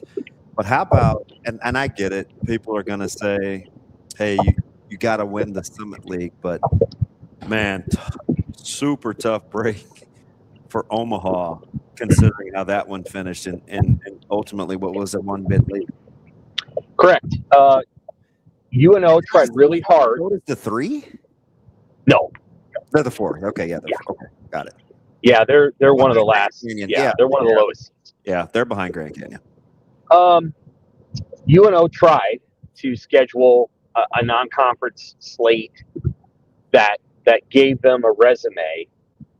They needed to win one of those games. So they lost to Arkansas. They lost to Kansas. They probably needed to win one of those. One of the other teams that was left out was Wichita State. Wichita State has a harder schedule than UNO did, and Wichita State was like 1-5 against those teams. They beat Oklahoma State, and then they lost to some of those other teams that we're talking about. UNO did not win one of those. If they think it's much closer, but the reality is I think they probably knew they had to win the Summit League tournament, and they weren't able to quite do it. It's one of those deals where you have two rough dates at the plate, or 2 rough games at the plate. I'm sure that'll sit with them for a while, but they'll be back, and they're going to be perennially the best team in the Summit League, so they'll make it to the NCAA tournament next year or the year after. Switching over to baseball here, obviously Nebraska baseball got back on track a little bit against Iowa. Are you feeling any differently about the hosting regional hopes for Nebraska? One of the things that we kind of glossed over last week in light of the sweep to Ohio State is I believe all 7 of the games they had left, and now 4 left after the Iowa sweep, were in like the top 90-ish of the RPI. So if you do sweep all those 7 games, like I get it's not like a top 50 You're banking on the fact they're going to get into the resume. Yes. Yeah. So how are you feeling this week as opposed to last week, Sam? If they get to 40 wins before the Big Ten tournament, I'm not sure they need to win in the Big Ten tournament. I think they'll be good. But they're 37 right now. They play Creighton tomorrow, and then they get 3 against Minnesota. If you win 2, I think you probably need to go win the Friday game at the Big Ten tournament. If you win 4, I think you're in. I think you got your regional host wrapped up. I think if you're 41-14 going into the Big Ten tournament, you will have finished second in the league, right? Because they're 1 game ahead of USC. I think that's good enough. I think 40 is probably right on the line between 16 and 17. And 39, 38, you better go win it. Of course, if they win the Big Ten tournament, they'll be a regional host, because it probably means that they've beaten a couple of pretty darn good teams along the way. So, yeah, I think it's going to come down to winning. I think their resume is really strong. I think college baseball is pretty good, though. So you can't just assume it's deep. I don't think it's as high end at the top, but it's pretty high. There's a lot of range. Right. So LSU, there's no LSU from 3 years ago, or Wake Forest from 3 years ago, or LSU from last year. That's true. I think there's not necessarily an elite team I think it's pretty. Now, look, the teams that are going to make it to the College World Series, half of them are going to be from the SEC. That said, I don't know that I would say, well, there's the SEC team that's going to make it. I thought LSU the last 2 times they made it to the CWS were going to win, kind of going away. They did not 3 years ago. They really had to battle with Wake Forest, but I kind of thought they would win. I don't know that you have any definitive at this point. Maybe Georgia Tech's the best team. You just don't really know. So I think there's a lot to be determined there. Again, if Nebraska gets a 16 overall seed, they get a regional, they're going to get a really tough team here. And you cannot look. Anybody who watches Nebraska baseball knows this. They don't. It's a wild ride, man. Like, it's wild all the time. It's hard. Like, getting to Omaha is brutal. Oh yeah, but that would be true of like any team not named LSU from 3 years ago. But like, Nebraska's, that's a wild ride. Like I'm not speaking this into existence, but like, let's say they host a regional. Their first game is not like a guarantee. They gotta go play it and win it. Like, you can't. They're not going to put Paul Skeens out there and, well, we won 6-2. Like, it won't be like that. So the great part of this team is the thrills that they have given the fans every single weekend, especially at home. The hard thing is, like, this is not set on automatic. So, like, you can't assume that Nebraska is going to hold somebody to 2 runs. They might not. And so, like, Nebraska's got to kind of keep it on the gas pedal all the time. So let's say they're a regional host. They're the number 16 overall seed. They're going to get the 17th team, which is going to be Oregon State. Well, Oregon State's not afraid of anybody. So, like, you'll have to play it out. And it's a cool thing to be able to host a regional, but they're going to have to earn everything they get from basically the first pitch of any regional. They can't assume that they're going to win everything. They won't if they assume. Sam, as you're looking at UCLA, like, how do you – obviously they lost their first conference game of the season over the weekend against Oregon. How do you weigh, like, the Big Ten schedule versus, like, obviously an SEC or ACC schedule is not the same, but also running roughshod, going like 25-1 or 26-1, the Big Ten schedule also has to kind of impress you in a certain way. Like, when you're talking about which teams are dominant and which teams can either make it to Omaha or win it all, like, what do you do with the UCLA team that's, I think, 46-5? Yeah, they're really good. Obviously, I would have loved to have seen them play Nebraska in Lincoln. I think that would have been a significant test that they never had to face. I think they're a really, really good team. I don't know that they're the best team. I think they've had a lot of games where they kind of fall behind, and then they come back. They had one against Michigan State, but they've had some midweek games that I think fit the bill as well, whether it's against UC Santa Barbara or somebody else. And so it's interesting. If they're the number 1 overall seed, which they probably will be, and Nebraska's the 16, then Nebraska would go out to Jackie Robinson Stadium and play them in a super regional. I don't think Nebraska would be afraid. I'm not saying Nebraska would win it, but I don't think they'd be afraid, because I think they will have known a lot about UCLA and won't be intimidated and know the roster and know the stadium. They were there last year. And so that would be interesting. I do think they're going to make the CWS. We lose them? Like, they can score 7 at a time. And what did they do to Oregon the first night? It was like, I don't know, 20-3 or something. It was some crazy number of it. The Rock definitely got loose, right? Yeah. He's one of the best offensive players in the country. We'll spend about 6 minutes in the minors. Right. So they're an incredible team, and I'm glad they're good. Their staff, you know what I mean? It's like, yeah. I'm glad they're good. I'm really glad they're good, because it makes the sport richer when you have good West Coast teams. It makes the sport richer when it's not all Southeastern Conference, and you have a team like Georgia Tech. For the same coach than 2012. You know what I mean? That those last couple teams from UCLA that came to Omaha, I mean, they were hoping to keep that thing 2-1, and they'd probably win. Yeah, they couldn't. They couldn't hit it all. Scratch and claw for whatever runs they got. Right. They certainly, that's certainly true. And advancements in the game with the ball and the bat, I think have helped make the sport what it needs to be versus what it was for those couple of years when they, when the game wasn't what it needed to be. It wasn't. You couldn't hit home runs, and home runs are a huge part of baseball. What were we kidding? So I'm glad that they're good, and I think they're gonna make it. That'd be the one team that I'm most confident will make it. I think a lot of other things are still up in the air as to who the second best team is in the country. I don't know, and I'm not sure that anybody really surely knows. That's why it's going to be a fun CWS, because I think almost anything could happen.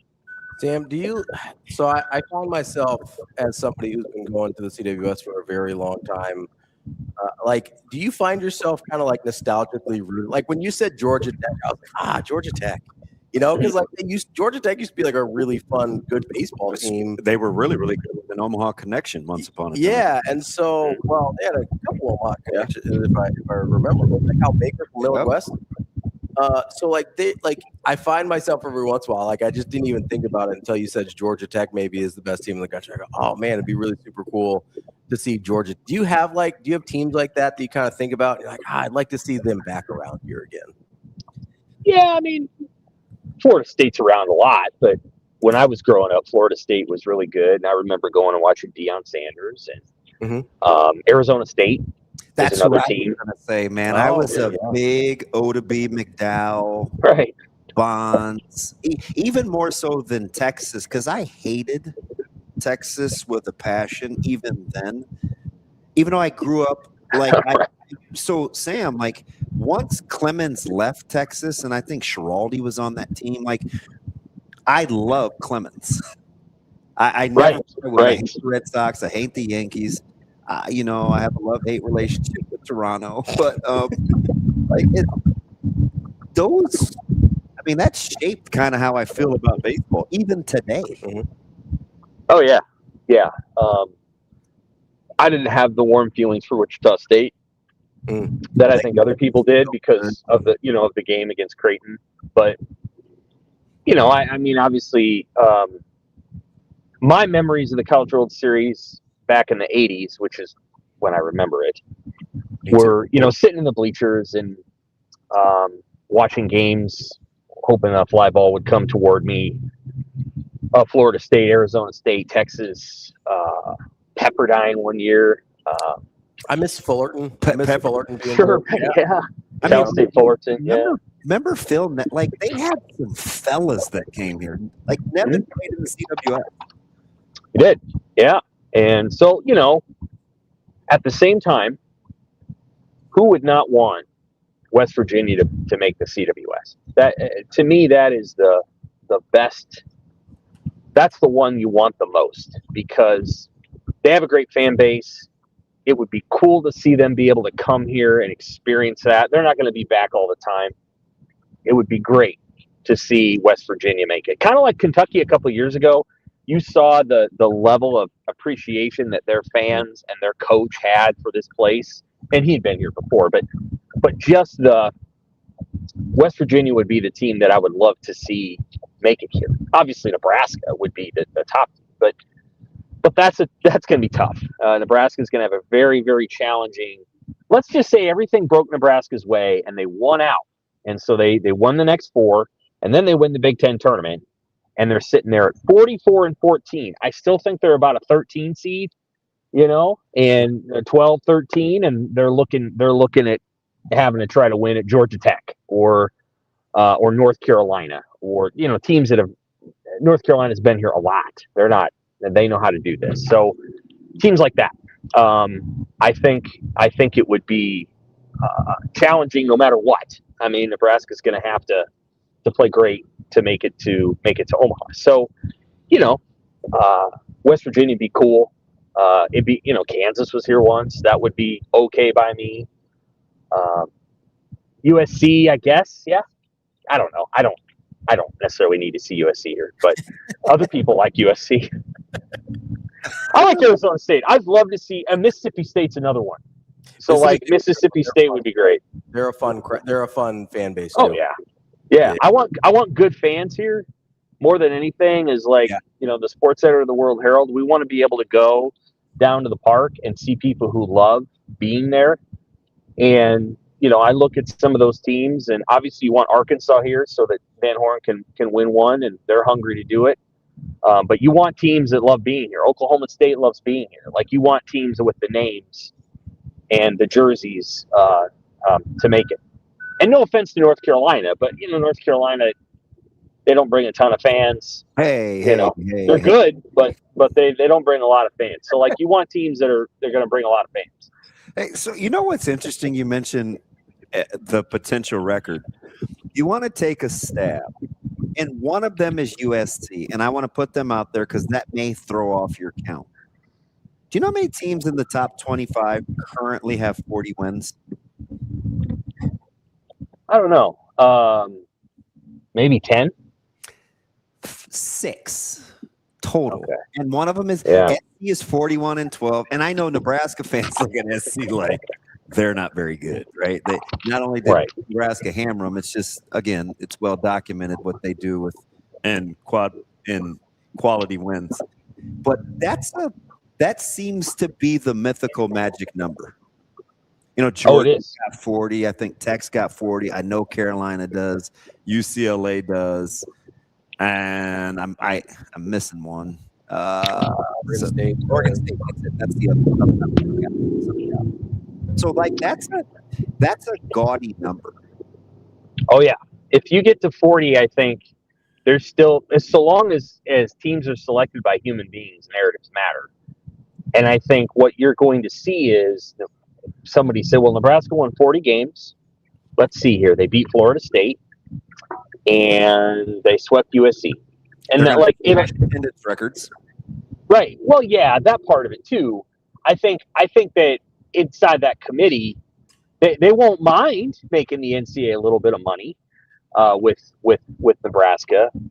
But, there's small school Southern Conference people in those committees, and I don't think that they look at the world and they're like, yeah. An event, you know what I mean? Like, I think sometimes we forget that with the hometown feel. It's still put on by the NCAA. It's not just a Nebraska. Right. So, I think that Nebraska will make it if they win 40. Yeah, they're going to get a regional hosting site if they win 40. I think that's probably about where I'm at. And I think they're going to do it. I really do. I think they are. I think people look at that and they're like, that's the goal. And I'm like, yeah, that's the goal. But once you get it, then you want to win it. And you can't just roll out there and think, well, now that Nebraska's at home, they're going to win the regional. They will have to play really well in order to pull that off. That's our guy, Sam McKEWON from the Omaha World Herald. Sam, appreciate the time as always. We'll talk to you next week. Well-rounded. Always good. Appreciate it. Take care. Thanks, buddy. That is Sam McKEWON from the Omaha World Herald. Go ahead. No, we could take a break. No, what do you got? What do you got? Nothing. What do you got? What a goofball. Jimmy Neutron, get your boy. All right. We're going to take a quick. Suave, how we doing back there? We good? We're doing great. You got your Knicks euphoria and stuff. You've been quiet for a while. I want to make sure you're okay. I got my Captain Clutch shirt on. Oh, good. From last season when he won Clutch Player of the Year. I didn't know that they made cat shirts like that. That's awesome, man. Where you go? Honestly, I'll get a cat shirt. Aren't you a little cautious though? Because Tibbs got fired and they were in the finals. Like, don't you want to get past that first? I do, but they didn't play like this. They're kind of playing some bums though. It's the set. It's the Hawks in the side. I mean, the Hawks, yes. The Sixers, everybody was okay. They get there, and then all of a sudden, all these roster until I saw Embiid act again. All these experts were like, "Oh, the Sixers are going to beat the Knicks," and all this, and then all of a sudden, the Knicks blow them out 4 games, and like, the Sixers weren't good. Don't change now. You guys were favored on the road in a closeout game. I don't think anybody thinks the Sixers were that good. Who were these experts that were telling you Sixers? I thought they might make it a little tougher than this, but I don't think who said they were going to win? Like the Knicks were favored yesterday. The 4-letter network people. Oh, I thought you said experts. Well, it's part of their title. We're going to talk to expert coming up here in a little bit. Wright. I just call him basketball expert. That's his title now. We'll talk to him at 9:00 about NBA playoffs, maybe a little draft lottery. Hey, that lottery is since I'm just glad I don't have to see a DeBonsa pull a Peyton Manning and not want to go to Sacramento. No, but maybe he's going to talk his way into Utah. Apparently, he's the only person alive that wants to be in Utah. He knows the roster. Nudge, nudge, wink, wink. Joel Lorenzi. Utah, DB. Utah. Can you see my face right now? Can you imagine? We're going to take a break here, but can you imagine our guy, Matt DeMarinis, at number 4 with the Chicago Bulls, and Caleb Wilson goes 3, and he gets stuck with Cam Boozer. Oh, he might lose it. It's such a poorly run franchise. Oh, yeah. Like, we give them a pass because of the Jordan years. Yeah. They're a debacle. It wasn't well run. Literally, Jordan would have been there for like 4 more years if their GM and owner could have gotten on the same page. That's like, they don't get enough credit for running Michael Jordan out of town. That's a thing that happened. Like, Michael Jordan would have come back and played more basketball. That's a real thing. And famously did come back and play more basketball for someone else. Yeah. Like, that's how poorly run you have to be to run Michael Jordan out of the sport. And to have people like be mad about how Krause was running it and the disrespect. And you brought up something, you just randomly brought up an old Robert Parrish reference. Was that you? Yes. And you go, not the Celtics Parrish, but the Bulls Parrish that gets to claim a ring. Yeah, because I just saw him on a TikTok. Robert Parrish? Yeah, where he's like bragging about punking Jordan in practice. Okay, Robert. I gotta find it. Whatever you say, Bob. Well, like he just comes. He's like, he's like that. Got that tough voice, and he blows huge trees. So I'm just glad he's still cool. So he's a big environmentalist, like Tim Duncan. Yes, I mean he's like. He's like Diana Fossey, the Fossey chick that like was with the Gorillas. Yeah. That kind of huge environmentalist, like I don't think it's Fossey, chief. but I know Jane Goodall. Jane Goodall. That's whatever. That's the Gorillas. Hey, don't whatever, Jane. Watch it. What Watch Fossey do? I don't know. Diane Fossey? Yeah, she did something, and I don't know. She also is a primatologist. Okay. I need you to put some respect on Jane Goodall's name. I need you guys to put some respect on my the range of my knowledge. I'm the Jeopardy guy. I say Diane Fossey, and you guys looking at me like I said, basically Mike Bossy. Diane Fossey is the American version of Jane Goodall. Jane Goodall was British. Let's go. Jane Goodall's better. Put that in your pipe and smoke it, Uncle Rico. I wish I could. Also a big environmentalist. That's your style? I might have smoked it too. I've never used a pipe, but I've always wanted to. What a weirdo. You're grown. Like, you could do it if you like. Nobody's telling you no. Like one of those like corncob pipes. I saw one at like Walgreens. I wanted to buy it. I wasn't going to use it for anything. I just wanted to have it. You just want to like hold on to it. I put some bubbles in it, honestly. Oh god. Yeah. With like some house shoes and a robe. Oh hell yeah. Austin probably calls those slippers. Big house shoes guy. God, I can't wait to get old. They are house shoes. Yeah, that's fine. Shoes you could wear in the house. Yeah. I can't wait to be DB's age and just sit on my porch. Wow, he's just hitting you out here, right? I rock with this guy. I know. See, you think I'm mean to you? He's no, you low-key. are. Let's no. See, we're not. That's what kids do. They bring somebody else down to validate them. No, you guys are both turds. Like, and you think I'm mean to you? You are. No. The fact that he does, it does not let you off the hook. No, I mean I'm super nice, very kind. That's what people say about me. Empathetic and kind. I'm only mean because I love you. It's a good time to take a break. It makes me irrationally angry. Everything does. Well, not everything. Just, KD and Wemby and Jokic. And speaking of being inclusive, I like black beans as well. Everybody makes you mad. Not everybody. Did you not listen to yourself the last 3 weeks? Hey, so one of my guys, and I rock with him too forever. Yeah. He's like, you may want to have a talk with Ravi. I was like, look, I get it. He's passionate. I'm definitely not going to censor him. Barry Bonds never tested positive for anything ever. Big Barry Bonds guy. Dude, you are. It's kind of weird. Love Barry Bonds. And it was just funny. Yeah. I was like, he's just on a 1-month heater. He'll chill. He's fine.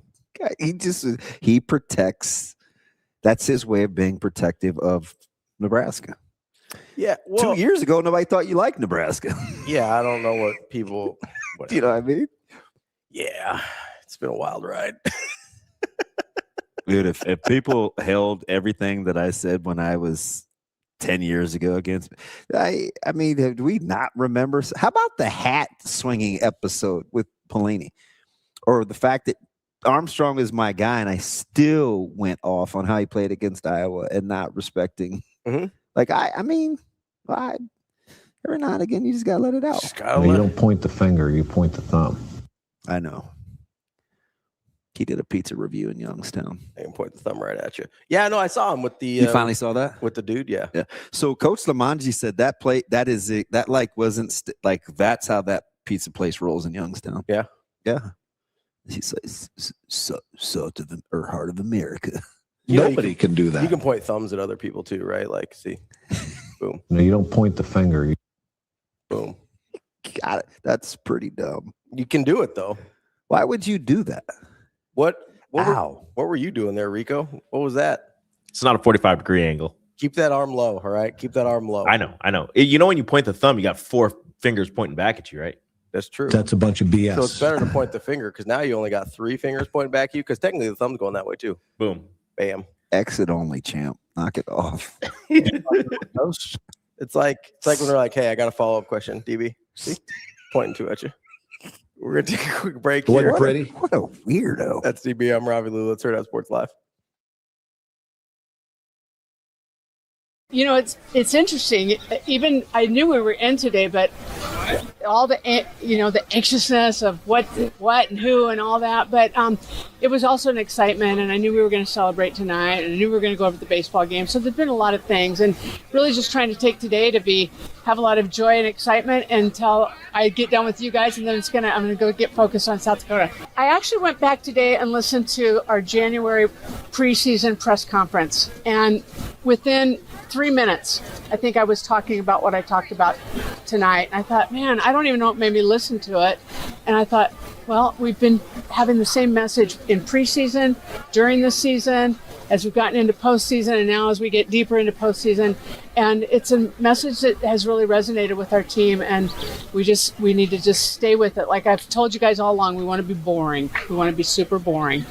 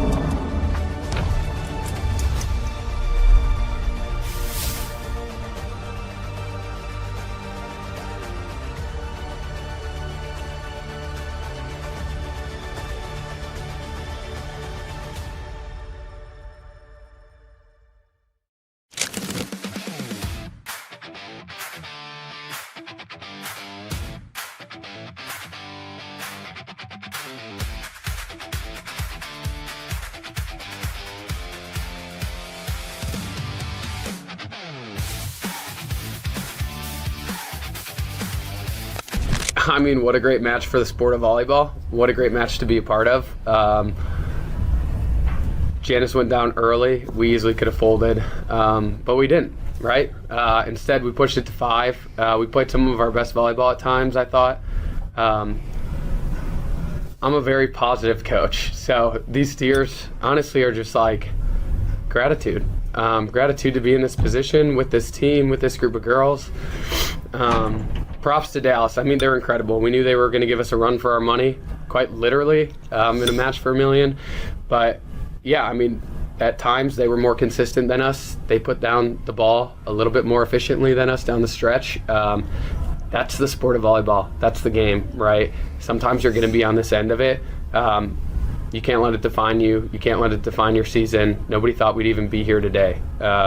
Frankly, I don't think people thought we would even be in the semifinals, but we did. We knew we were determined. We knew we put in the work. We knew that we were going to be here today.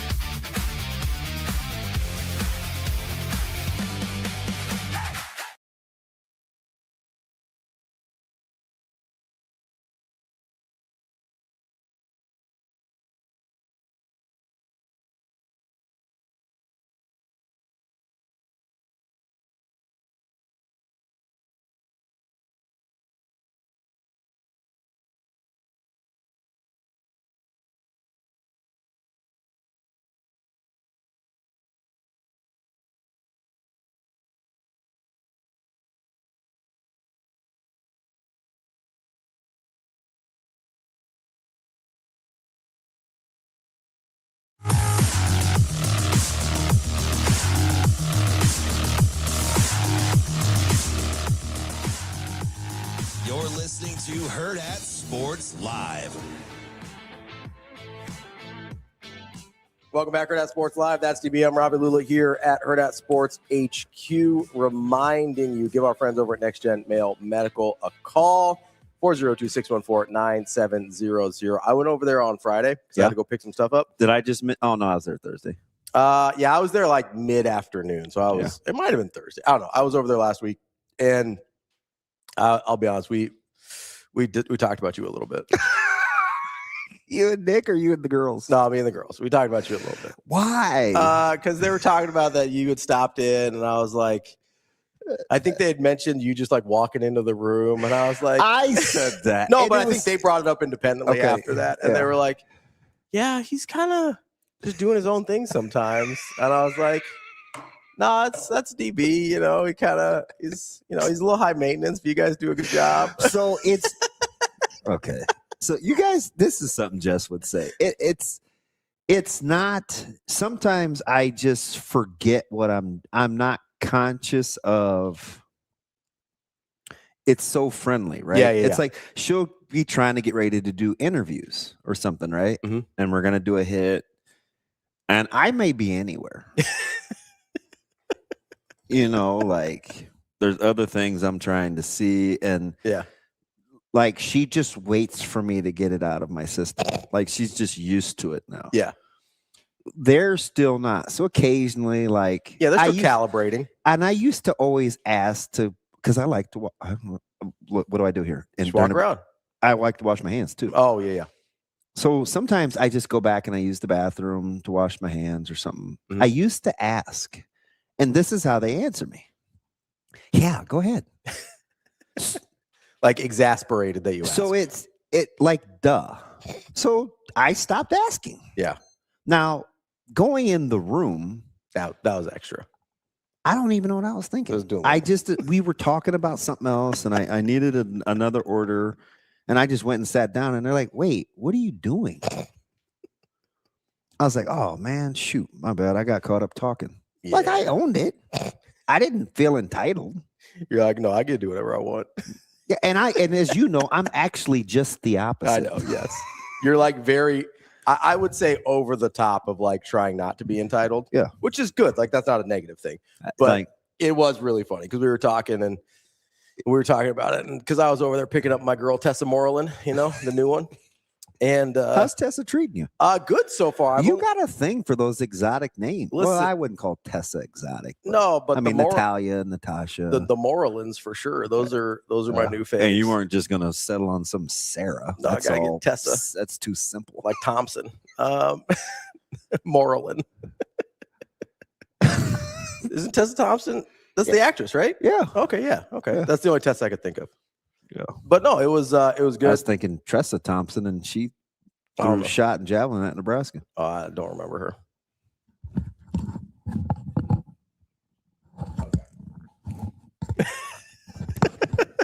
What?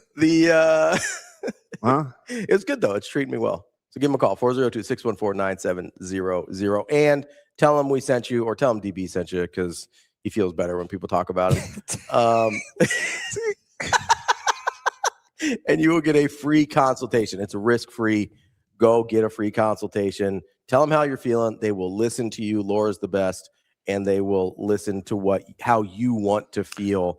Get back to feeling. I didn't want to be nosy because the door was closed, but they were like celebrating somebody's victory Thursday. Oh, there you go. That's awesome. They're like, you did it. And they were like high-fiving. Nice. And of course, I made it about me. I was like, I either really suck at this or nobody's cheering for me because in 6 months, nobody's been this happy. You need a little. DB, you did it. Let's go. High fives. No? Oh, as a matter of fact, just the other day when I got my labs back, I was like, how are we only there? It's not a big enough number. Yeah, juice those numbers up a little bit. Nick's just like, oh, God.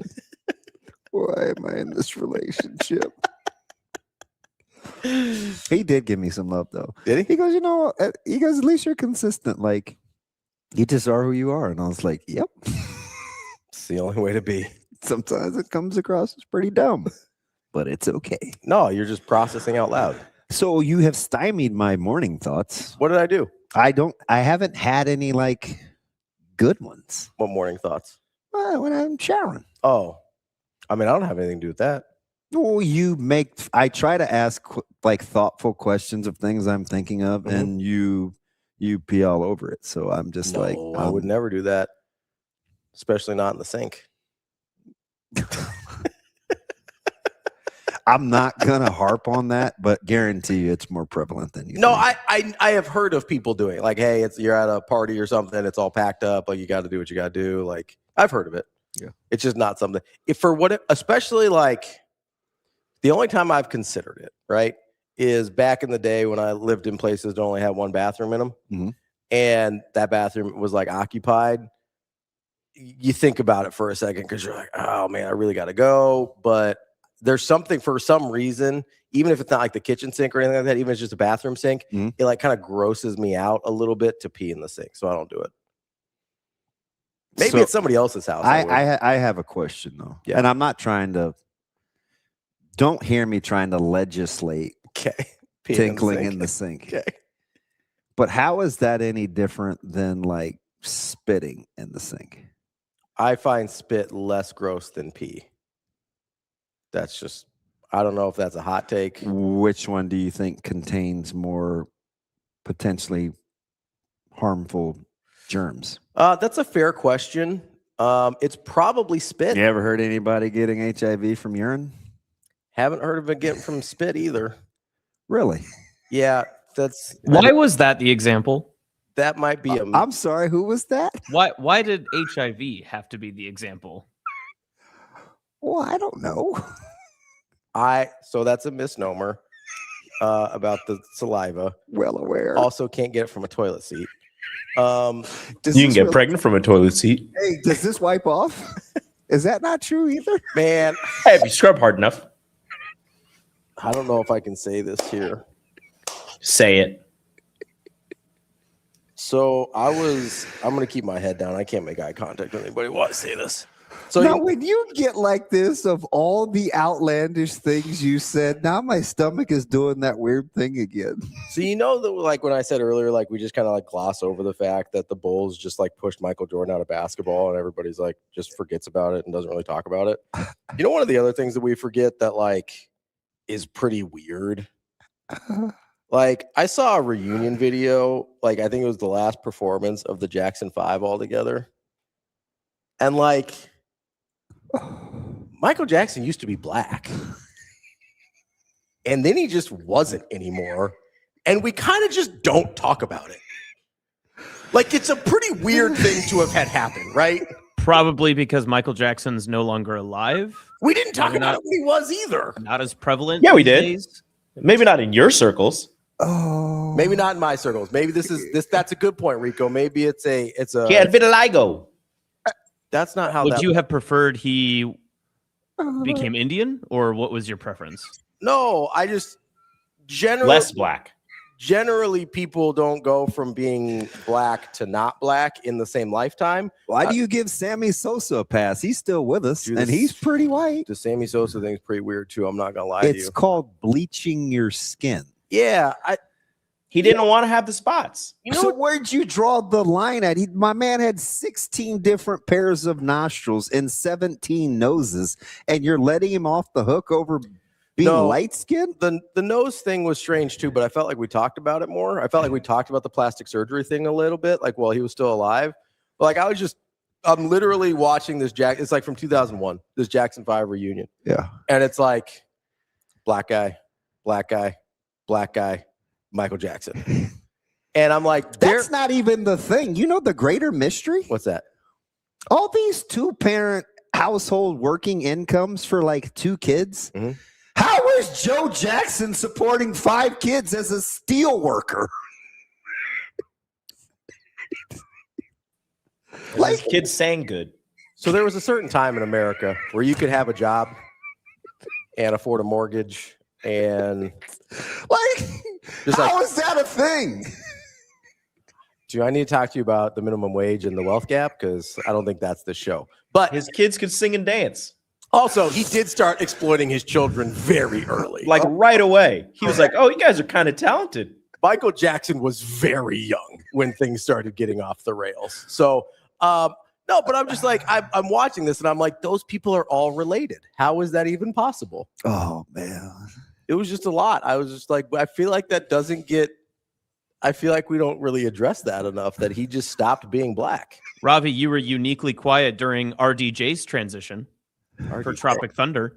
Yeah, where were you then? Oh, no. Weird. Double standard. Famously, that's a movie and not real life.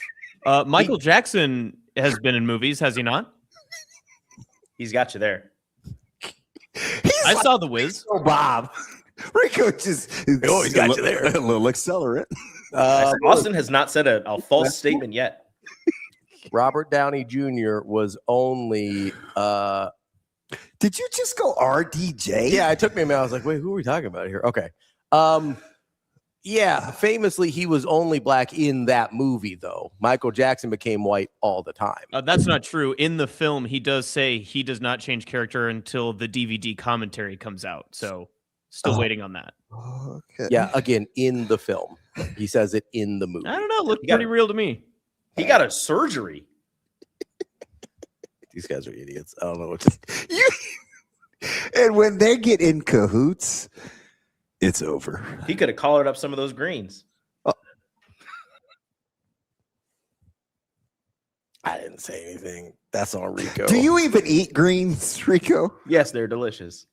I think I don't make them myself. I think you should lead off your questions with Ant, asking him about Michael Jackson. I think I'm gonna ask Ant about greens. I'm gonna ask him about Caleb Wilson. Ask him about ham hocks. So Rico, that is hilarious. I saw an individual the other day, and I was making fun of his arms because they have no cuts in them. Mm-hmm. Like they're just. I was like, man, he's got mellow arms. I was like, man, those are like baby ham hocks, and only like a handful of people got the reference. And I had to look around, and I was like, oh, gotta know your audience.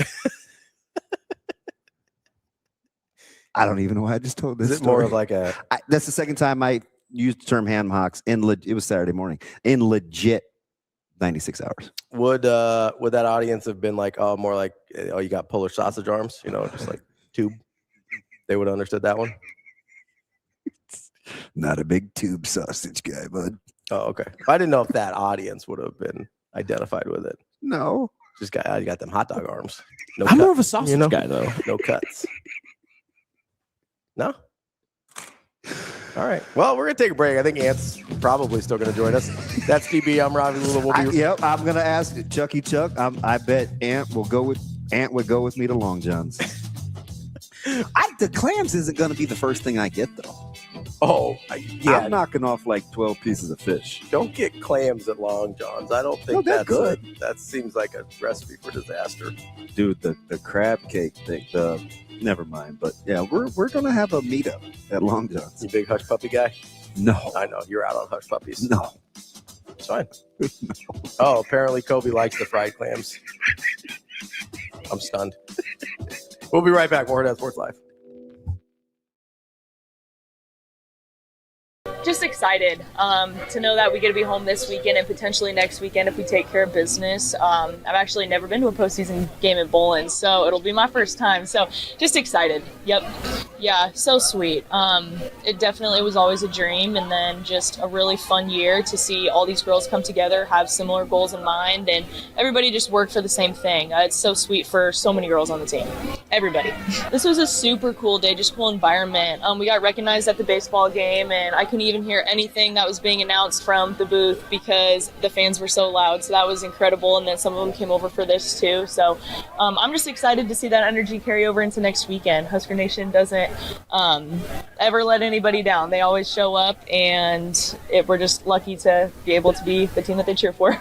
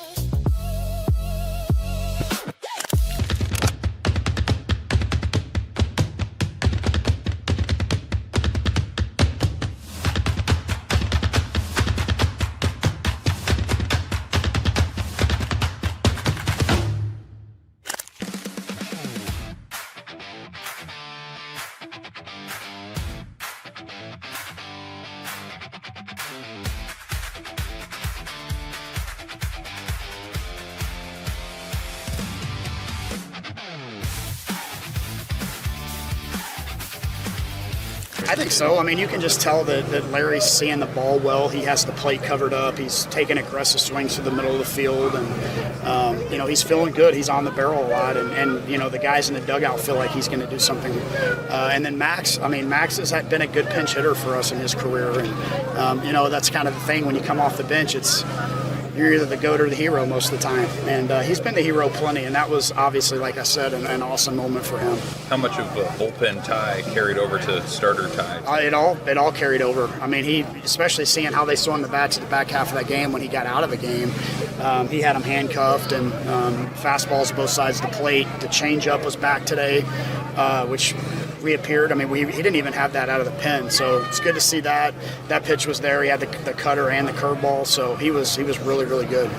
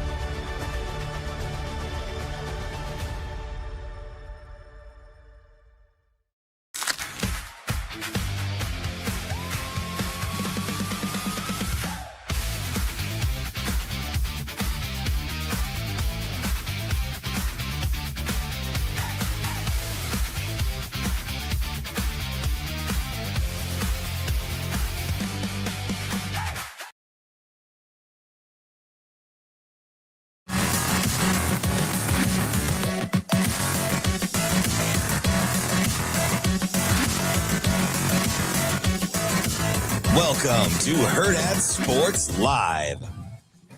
Welcome back, Hurrdat Sports Live, presented by Next Gen Mail Medical. That's DBM Ravi Lulla here at Hurrdat Sports HQ, reminding you that the chase for the conference tournament title returns to Charles Schwab Field in Omaha, May 19th through the 24th. Don't miss the best teams in the Big Ten. Battle it out in Nebraska. Visit big10.org now for ticket information and to purchase your seats. DB and I will be there one of the days. What day are you going? Have you figured out yet? Maybe all of them. All of them? No, it just depends. All right. I think what's my allotment? 4? I have no idea. 4 for the hood? I don't know.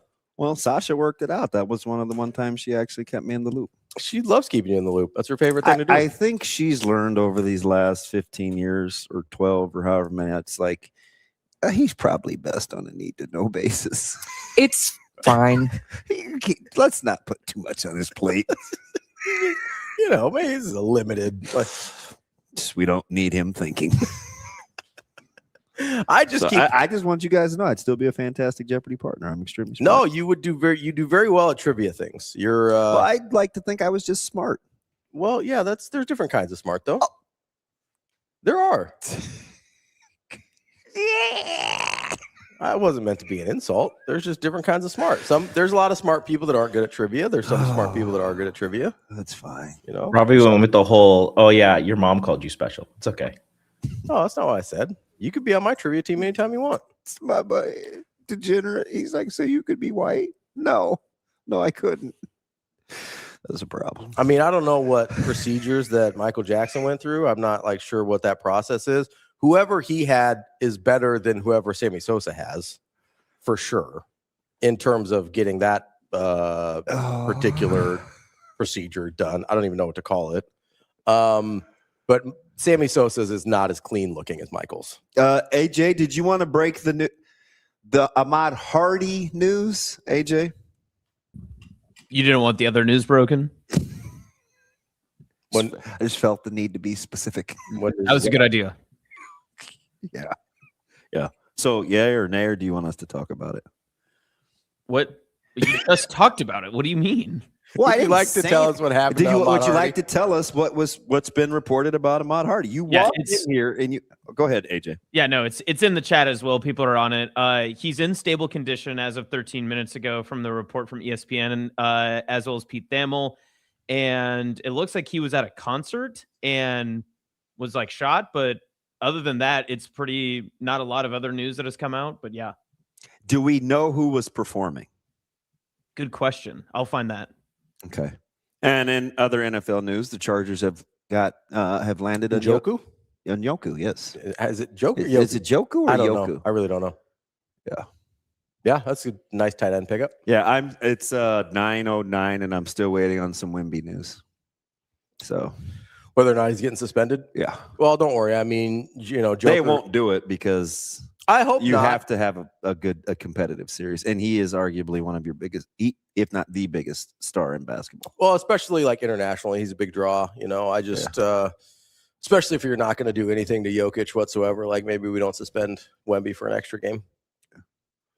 Just cry, baby. Just think about it. You run across the entire court to try and fight somebody, and it's cool, I guess. It's gonna keep harping on the old. Yeah, no, Jokic I think it's really, really stupid. Nobody even shot free throws in that situation. What's wrong with Julius Randle got in as much trouble for that situation as Nikola Jokic did. You know that, right? Wait, what's his name? Nikola Jokic. Oh, you enunciate a little bit. Well, I mumble sometimes. I thought you said Niglet. I was like, no, what? no. I don't think that's a thing. Nikola. All right. I'm just easy. You might say I'm a little racist, but I'm not saying stuff. You know that. That's not a thing. I don't know, but it's further than I is. go. It is Just a little one. That's what my kids are. That's what your kids were. Just little ones. Just gonna go ahead and let you know that's not anything I've ever thought of before. That's tough. I've heard that term. I've heard people use that term. Of course you have. Even I haven't, but probably your sphere has. It's a Donald Glover joke. With you people. It's a Donald Glover joke. I would say, yeah. It's a stand-up. Donald Glover. Childish Gambino. No, different Donald Glover. Oh, that's Richard. Wait, no, that's Danny. Oh, thank you. I'm a mess. Rico threw me for a loop. I didn't know that was a thing. Yeah, he said that he had a Caribbean babysitter. Pull up a picture of who he's talking about. Oh yeah, it's Childish. He said he had like a Caribbean babysitter, and that's what like a real Childish Gambino. Yeah. Oh, yeah. okay. And that's what she called him. I've never heard. That's his real name. Mm-hmm. He does a lot of stuff. He's an actor. He does stand-up. Very. Yeah. If you'd have said Childish Gambino, oh okay, yeah. I didn't know his. That's his government, clearly, right? I mean, it's at least his like public name. Or like his like actor name. I don't know if it's one of those where it's like he had to change it for the Screen Actors Guild or whatever. But no, Donald Glover's his real name. His like real name, government. Yeah. Okay. Donald McKinley Glover Jr. I feel like I just got played. By what? It's fine. Do we have Ant right, Shane? Where's He's Ant? still having a lot of internet issues. What's wrong with Ant's internet? I don't know. I don't think Shane's like an IT guy. I don't think he can help out here on somebody else's internet. You just can't pass up a pot shot. No, how is Ant's internet Shane's problem? That's not. Like, I'm wanting to know if Ant communicated with Shane on what the issues were. He said this. I was defending Shane. He said, "This is the weirdest thing. My PC is tripping." Tripping. Should have got an Apple. You are an idiot. Every time I want to give you grace and have you just come on back to the pack. No. What was the thing that Austin said? Apparently, I'm the only one. My bad. No, degenerate rocks. But again, that might be your guy's sphere of influence. For a long time, I did think that Danny and Donald were somehow related. Like, there's a lot of nepotism in Hollywood. I just assumed, What did you say that you suffer from with black people? I do with a lot of people, but face blindness. Like, I just don't always. It's not race specific. It's just Friday. You didn't say you have black people. I was making a joke. It's not like actually. Like I could tell the difference between. Of course, you were making a joke. I could tell. I'm almost always making a joke, DB. That's not like a stretch. I could tell the difference between like you and Rico. Like, what are we doing? There's no other black people here. Who else am I supposed to pick? Joel, I don't think is here yet. 1, 10. I can tell the difference between like you and Ant. Ant's the one on the computer screen. You're right next to me. That's Addison Williams. Why are you the way you are? I don't know, man. I don't know. This is just it's just I have no idea. I have no idea. I didn't choose this. This is just how it happened. You should talk more about the Knicks and how great they are. Jeez. My therapist. He did. He did. No, I didn't. Yes, you did. No, I said Nicola. Nicola. I did not say that. Do not get me in trouble for that. It was close. Come on. I decided to gloss right by it, but Damon called you out. So it was. I think it's buried for bringing it up, and I didn't even really know what I was saying. Yeah, it was close. You guys are killing me. Nicola. It's not what. Make sure. It's fine. Listen, it's not like I was trying to say Steve Kerr's son's name. All right, like that's not what I was doing. Ravi, if you need a lifeline, I got you. Thanks, Austin.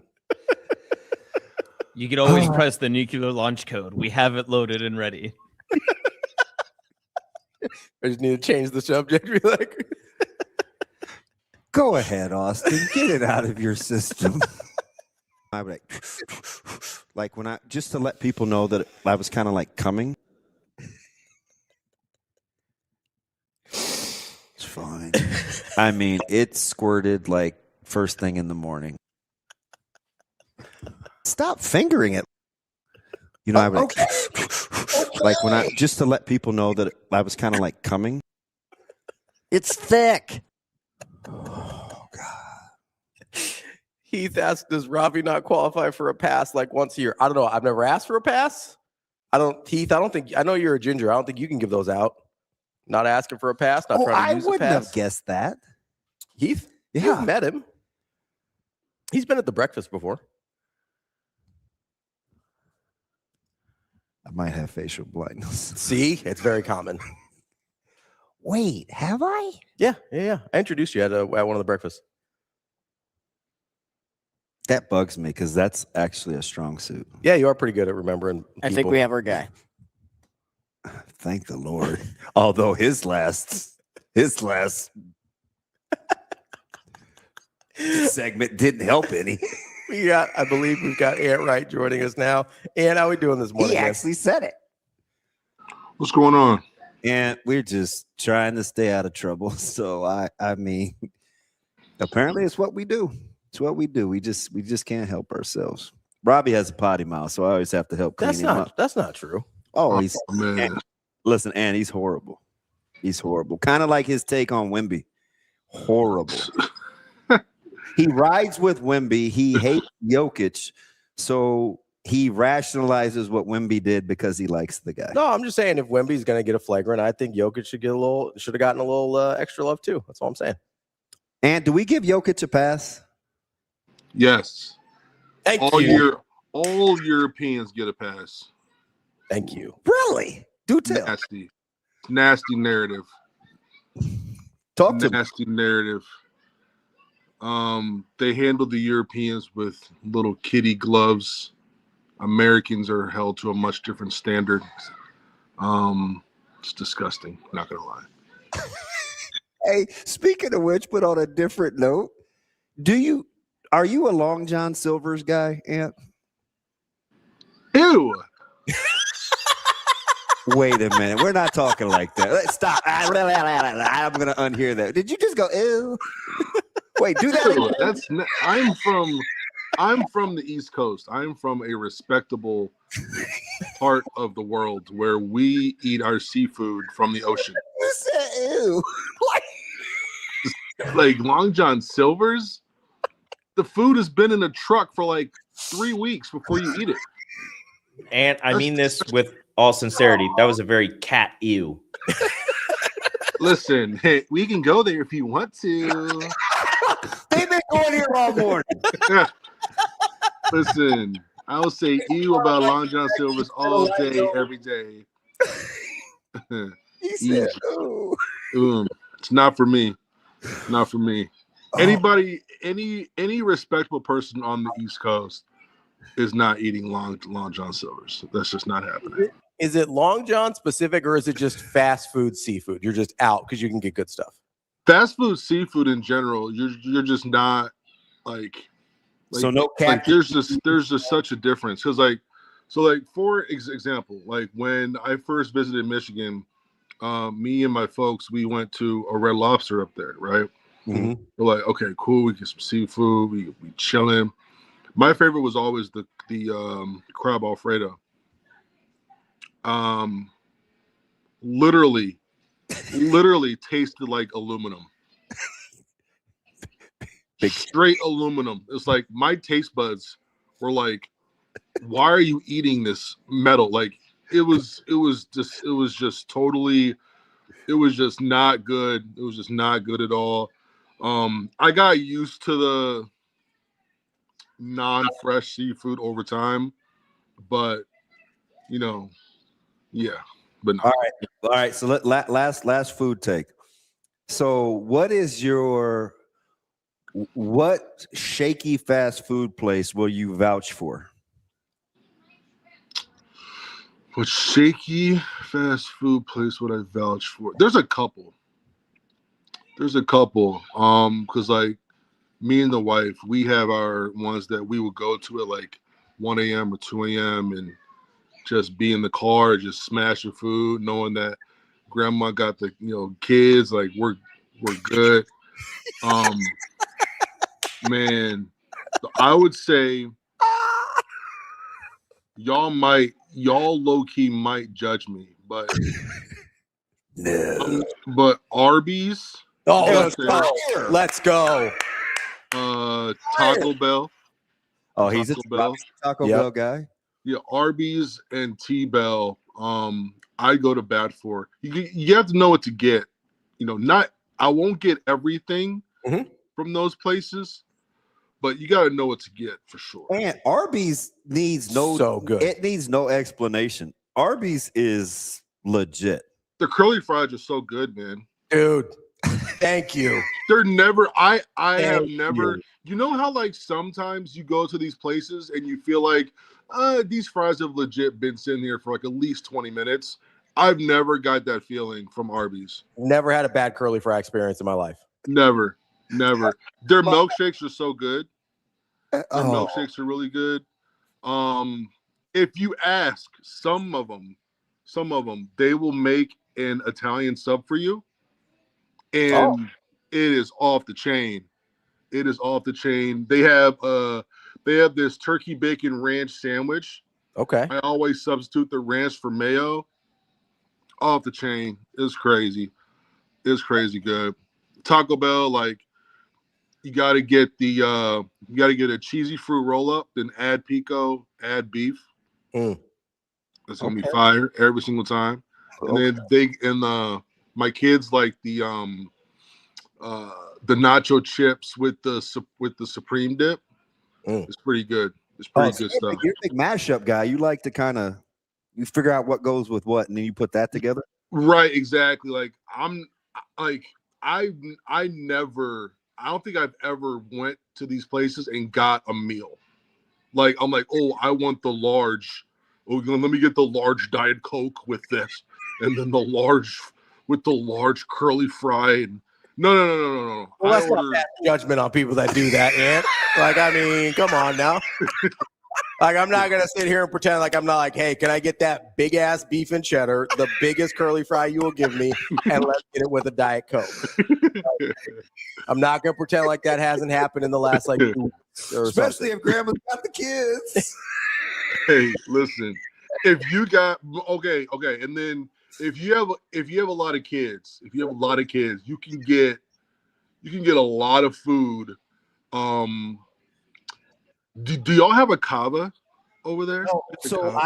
My man, that's what he's been kind of honking on. I've been honking to get a kava here for like 3 or 4 months.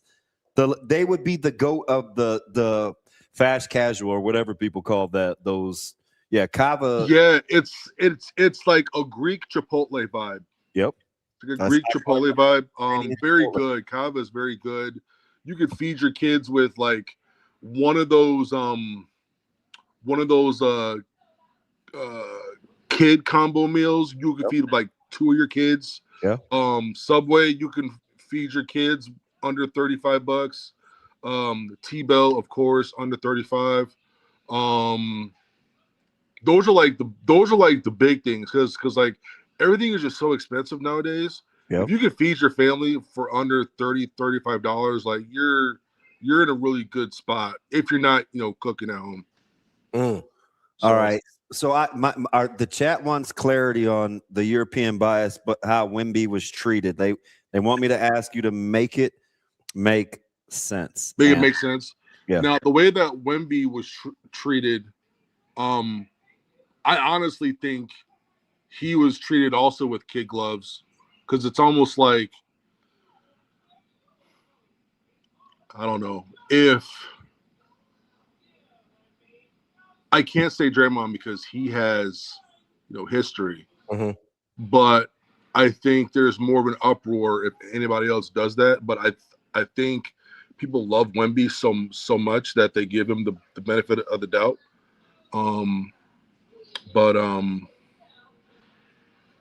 Same with remember Jokic put the one dude in he ended his whole season. Yeah, Jokic has done this a bunch. Like Jokic is kind of a punk ass. And they attacked the guy who was injured out the whole year. Like they didn't really attack Jokic. They were that's what you get. That's what you get. I'm like, okay, all right, bro. Twins when he shoved him at half court. Is that the one we're talking about? Yes, yeah. And then he went behind him and chucked him, and then the Morris twin was out for Like the rest of the year. I think the rest of the season, yeah. Like, so you brought up Draymond and his history. Like, Jokic kind of has this history, and then he sprints across the court to start a fight with somebody, and everybody's like, "Nah, we're cool. Everything's fine." It's like, I understand what Wemby did, deserved getting a flagrant. I think you can make an argument between flagrant 1, flagrant 2. I'm not going to die on that hill. But the fact that, like, then Jokic just gets nothing for basically trying to start a brawl, that's the part I don't understand, right? Yeah, I mean, like, Jokic didn't really swing, but they could say, like, the whole Wemby thing is malicious. Has anything come out with that? Not like yet. No suspensions or anything? Keep clicking refresh because Ravi's the consummate defender after he spent a week hammering Jokic and they had been out of the playoffs. So, you know, it's a fine line between him having an axe to grind and actually making a good point. But, I mean, that's just my Listen, sometimes my axe has a nice point on it if I grind it long enough. You know what I'm saying? So we got a resident Knicks honk over here. And Knicks fans in Nebraska? Just one. Well, 2. We got 2 in the office. Yeah, 2. Yeah. So listen, I'm trying not to discount that it's the Hawks and the phony 76ers and just recognize that they're playing good basketball. But they were here a year ago. How excited would you be as a Tricks fan? I would be very excited. And, you know, I was thinking about making a tweet last night / this morning, but I couldn't really find the words for it because it kind of goes with the NBA draft. How many of these Knicks players where you would put their athleticism at the forefront of why they're good? Not Brunson, not Cat, not Miles Bridges, even though he's or McHale. Yeah, McHale. Anunoby, although he's a good athlete. Anunoby, maybe Anunoby. That'd be about it. Yeah, maybe just OG. Maybe just OG, right? Yeah, it's Mitch. And the big dude probably. Mitch Robinson. Yeah. So that makes sense. Like, I look at these now take another step back of the teams who are left. Which players rely on athleticism as their primary? Outside of Ant, maybe Donovan Mitchell. That's an interesting question. That's fantastic. It's hard. It's right? hard. Yeah. Why? So why, when it comes to the NBA draft, why does everyone want to talk about athleticism? Because I think we look at I agree with you. That's a great point. To be clear, I agree with you 100% because this is a guy who you're talking to who rates Steph Curry higher than anybody else it does in terms of all-time lists. But I think what they do is they see these like high-level outliers, right? Whether it's like your LeBrons, your Jordans, they see these guys who were also freak athletes, Russell right? Westbrook. Russell Westbrook's actually kind of one that worked out in terms of like drafting the freak. But look at Russ, look at Ja. These guys were so good, so athletic, but when it came time to playoffs, they were very limited. Right.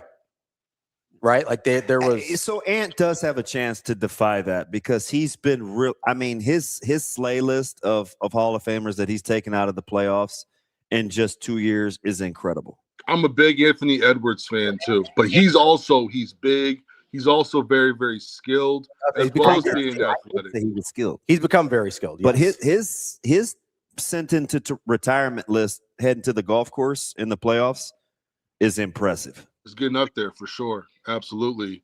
But like watching how the game has changed, it's just made me evaluate prospects a bit differently, where if someone isn't as athletic as they should be, I don't care as much.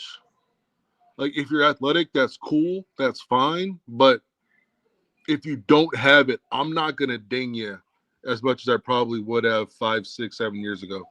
So when you're looking at the NBA draft, and obviously you've got your kind of like top 4, most people have a top 4 consensus prospects. If you have other people in there, then obviously please let us know. But as you're evaluating kind of those top 4 guys with what we just talked about in mind, how do you put those in there?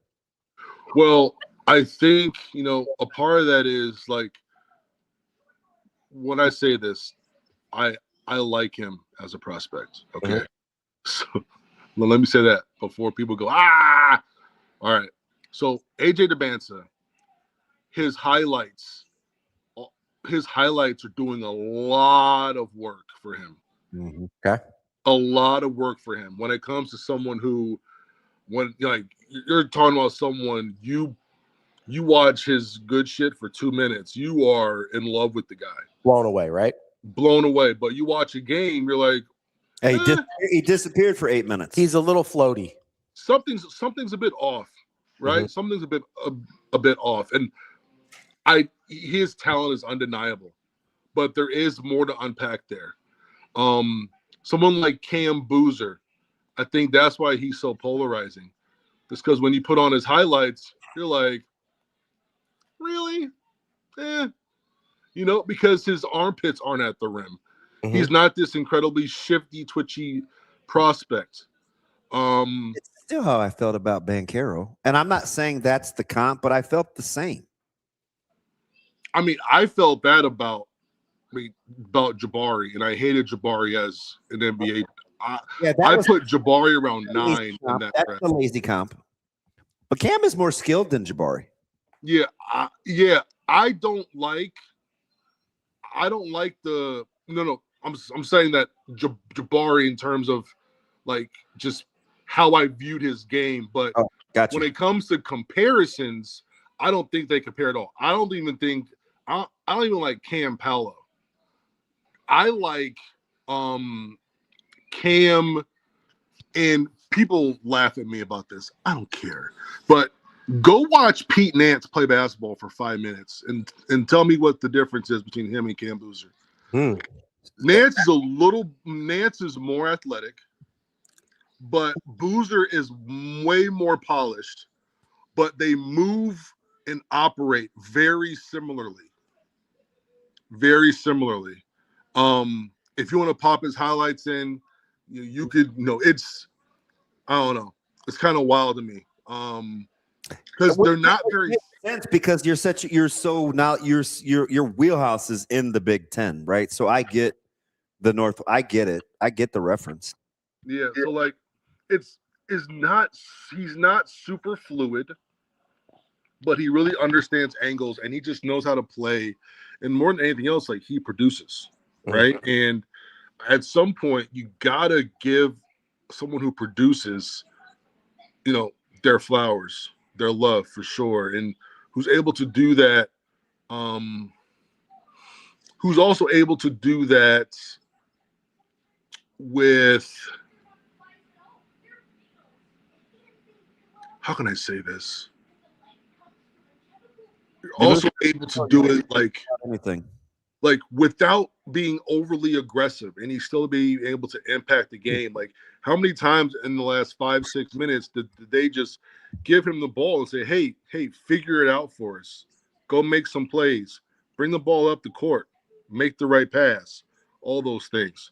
Darren Peterson, that is my favorite prospect. I've been watching him since 8th grade. Very, very good player. Rooting for him to do very, very well. Who else is there? Caleb Wilson. Can does Darren Peterson strike you as the type of player that can defy his surroundings? I mean, Peterson in Sacramento, he's going to go where the rest of the all good players go to die, right? Like, does he need the right spot for you? I don't think so. Oh, I don't think so. So let me ask you this: if AJ is a little too sometimey for you, like how does that work with Darren Peterson? I mean, I think Darren Peterson, because like I've got a big board that's going to come out here in the next couple weeks. Darren Peterson's going to be one, and if I feel like being a jackass, I'm going to have him as tier 1, nobody tier 2. Then I'm going to start everybody else at tier 3. Like I think he's a very, very good player. I think he's transcendent. Like I have comped him to new gen Kobe, the way that they attack the game, the way that they're able to kind of do whatever they want. And I'm looking at these playoffs and I'm like, man, this kid's still young. Like imagine if he's got 10 to 12 pounds more muscle. They figure out the whole like cramping issue. Like you're going to see. I think he has the opportunity to be like a top 5 shooting guard ever when it's all said and done. Like I'm very, very high on him. Very, very high on him. Where do you come out on? And I want to get to the guys that are coming back to the college game in a second. But where do you come out on separating? If you do tier 2s, right, and you make Peterson a 1 in his own element, yeah. How many of those guys in tier 2? Is that like picks 2 through 8, 2 through 5? No, that's probably. This is what's weird about a big board. I can have somebody on, who's 7 on my big board, knowing that they're probably going to get drafted in the 20s. And like vice versa, where they're going to go 7 or 8, but I think they're like 17 for me, right? Because big boards are there for how do you rank these prospects? And then you put it out there so in 3 or 4 years, you look back and say, hey, look, what I get right, what I get wrong, where could I get better, all those things. So I would say that next tier, this is going to sound crazy, but I would put Cam and Caleb Wilson in that second tier. I think Caleb Wilson does have – I just think his motor, his athleticism. He's going to have crazy workouts. Yeah, he is. But, like, I try not to get caught up in it. I want to get caught up in his film. And the way that he's able to impact games translates to playoff basketball. If I don't see you translating to playoff basketball, I'm going to have you lower probably than consensus, which sucks. It's really tough to look through that lens, but that's just how it is. Out of the guys in that next group, so your Woglers, your Flemings, Burries, those types of guys, is there a guy that you like more than most? I really like Kingston Flemings. I think he has like a maxi thing about his games. He's not the most physical, but he's just so fast and explosive. I think he can cause a lot of issues. Super competitive too. Yeah. Most definitely. You don't go to Houston as a freshman and excel with it you did if you're not a competitor, knowing what's in front of you that entire year. He wanted to challenge himself, and I think that says a lot about him. This morning I flipped on Acuff. Interesting. I flipped on him where I was a bit, I'm not gonna say lower, but I was like, this is more of a normal guard. And then this morning, I'm taking my wife into work, and I'm just like, man, this man, like, what? He's got to learn to play defense, and I'm not sure how much Cal wanted him and taught him to play defense, or just focus on getting buckets because that's what Arkansas needed. But I'm sitting here like, this dude is built like Adrian Peterson. He can get his with the ball screen or not. I'm like, doesn't turn the ball over. Yeah, well, because he's shooting it. It's hard to turn it. It does help. It does help. Like, what's the now? I think he's going to be a great pro. I honked for Acuff for probably 2 months. He was firmly in my top 7 almost all year. When you're the best player in the SEC, I think that says something, especially at his age. And I honked because he took good care of the basketball too. Yeah, and Jalen Brunson, he had 3 years at Villanova, right? He had 3 years there. What does Acuff look like after 3 years on a winning team with a winning pedigree? Where this Arkansas group with Cal, I get it. new faces a lot of turnover. Villanova didn't have that. And what does he look like? He was able to grow like that in a program under a Jay Wright. Like, what does that look like? And I'm sitting here like, Jalen Brunson controls all these games. You're telling me Acuff can't do something similar in the right system? Similar strength. Acuff is what I always talk about with his frame. Yeah. He is a deceptively strong guard. And I don't think people talk about his strength. They look at his build and they're like, oh, it's just how his jerseys are cut or whatever. Like, I mean, the guys bounce off it. Like, but he's so quick, you don't get a chance to see him like with collisions, but he absorbs quite well. Yes, absolutely. And I'm really excited to see how he measures at the combine too. Like if he measures in, like I talked to his uncle said he's 6'3". So we'll see what that looks like. If he's if no shoes, he's 6'2".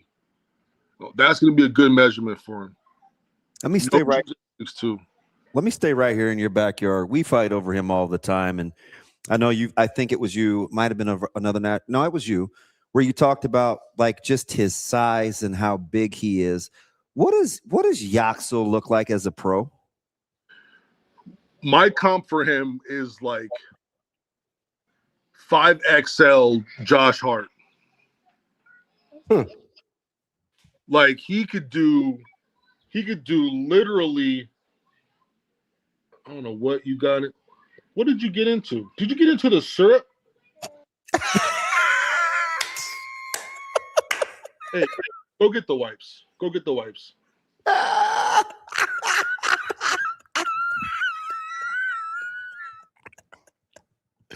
That might be the best thing ever. And we're so loosey goosey. It doesn't. Nobody even cares. Parenting, man. I'm telling you. No, like 5XL Josh Hart. Like he is someone who can do everything, in my opinion, and he's huge. Yeah. People don't know how big he measured. I believe just short of 6'9" without shoes last year. Without shoes. With shoes, what is he? 6'10", 6'9" and some change. Yeah. All of 250. All of 250. What positions can he play next year? Honestly, whatever he wants to play. He'll be able to be plug and play. He can play in the playoffs because he's so massive. You can't lay off of him because he can shoot the ball. He finds guys. He rebounds. He defends. He can go 8 minutes without shooting and not care. Because all he wants to do is have good possessions. He's going to rebound the ball. People talk about his age all the time, and I'm just like, yes, he's older. He is older. I get it. He's older, but at the same time, he's 23. He's been playing competitive basketball for maybe 6 years. So all these guys who have all these basketball years and they've been in grassroots, he didn't have that. His jump from UAB to what he did at Michigan this past year, astronomical. Like he had a way better year, way better year, and it's not even close to do what he did with those types of guys around him. That's trash. That's trash. And throw the syrup away. Throw it away.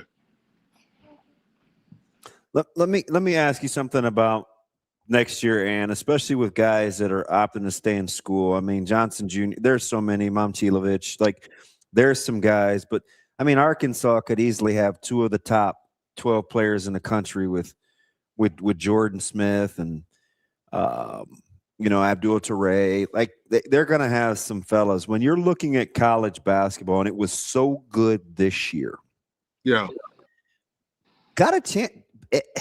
I get it. It was a heck of a freshman class, but it seems on paper that it could be pretty exciting. It could be pretty exciting. What was really cool about this year is that if you look at the first round prospects, the only one who did not play in the NCAA tournament was the kid from Washington, Hans Steinbach. Mm-hmm. Since when do we have a tournament and all the pro prospects are in it? Yeah. That And never happens. Well, next year you could have Bruce Branch. You know, BYU should be good. You got Tyron Stokes at Kansas. Caleb Holtz at Arizona. I assume you like Cam Williams, right? At Duke. He's a good player. Krivas is going to be good. Braylon Mullins is going to be good. Like, you got a chance for some repeats. For sure. You got some chance, but like Florida's I'm saying, like, outside of the internationals, we're talking like out of the 30 names that are going to be called on draft day, at least 25 play in the NCAA tournament. That's just unheard of. Unheard of. And I love that a lot of these guys came back. Like the kid from Florida came back. Both the kids from Florida came back. Mullins came back. A couple other guys came back. Like it's NIL has made college better. I know it's been a headache for a lot of fans, along with the transfer portal, but there's not as much Cinderella stuff for sure. I get that. And the one team who did anything was High Point, and they pay their guys as much as like an A10 school. You know, so like even then, like they had a boost. So you know, what we had this past year is very, very, very rare. But I think you will see a little bit more of that. Just, you know, such good players being able to come back and, you know, impact college basketball, make their stock better, make some money, because you feel that in the past, guys came back, they felt that they lost money. You know, that's not the case moving forward. That's our guy, Ant Wright, basketball expert. Who's preseason number one, Ant, next year? Florida. Easy. Yeah. Florida. It's not even close. Like, you return I thought they say Michigan. I like Illinois. Big Ten will be well represented again, that's for sure. Yeah. We'll see what happens with Chinyelu from Florida. I think he should come back, though. But like they'll be up there. Duke will be up there. Illinois, Arizona will be there. Michigan will be up there. Nebraska has a chance to go in the top 5 again. You're pretty hot. Let me ask you something before we let you out here. You didn't think this. You don't seem like on social media you thought this Nebraska thing was a flash in the pan. I don't feel that way. Well, you seem to be pretty. You like them a little bit heading into next season, which I think more than maybe even we do locally. Yeah, like look. So let's look at the year before this past season with Ice Chilliams and Jawan Gary. At one point, that team was what, 12-2, or 12-3, or 13-3, or they were killing. I don't know what the hell happened for them to lose that many games in a row, but they were on track to finish very well. And like I've never seen a collapse like that, to go from, hey, this team could be a decent seed in the NCAA tournament, to not even making the Big Ten tournament. That was crazy. Absolutely insane. So them coming back and fighting and winning the crown and getting those guys back who helped win, and like Cale Jacobson coming back and the way that he played this past year, I think that crown helped him get to this year and, you know, go hard.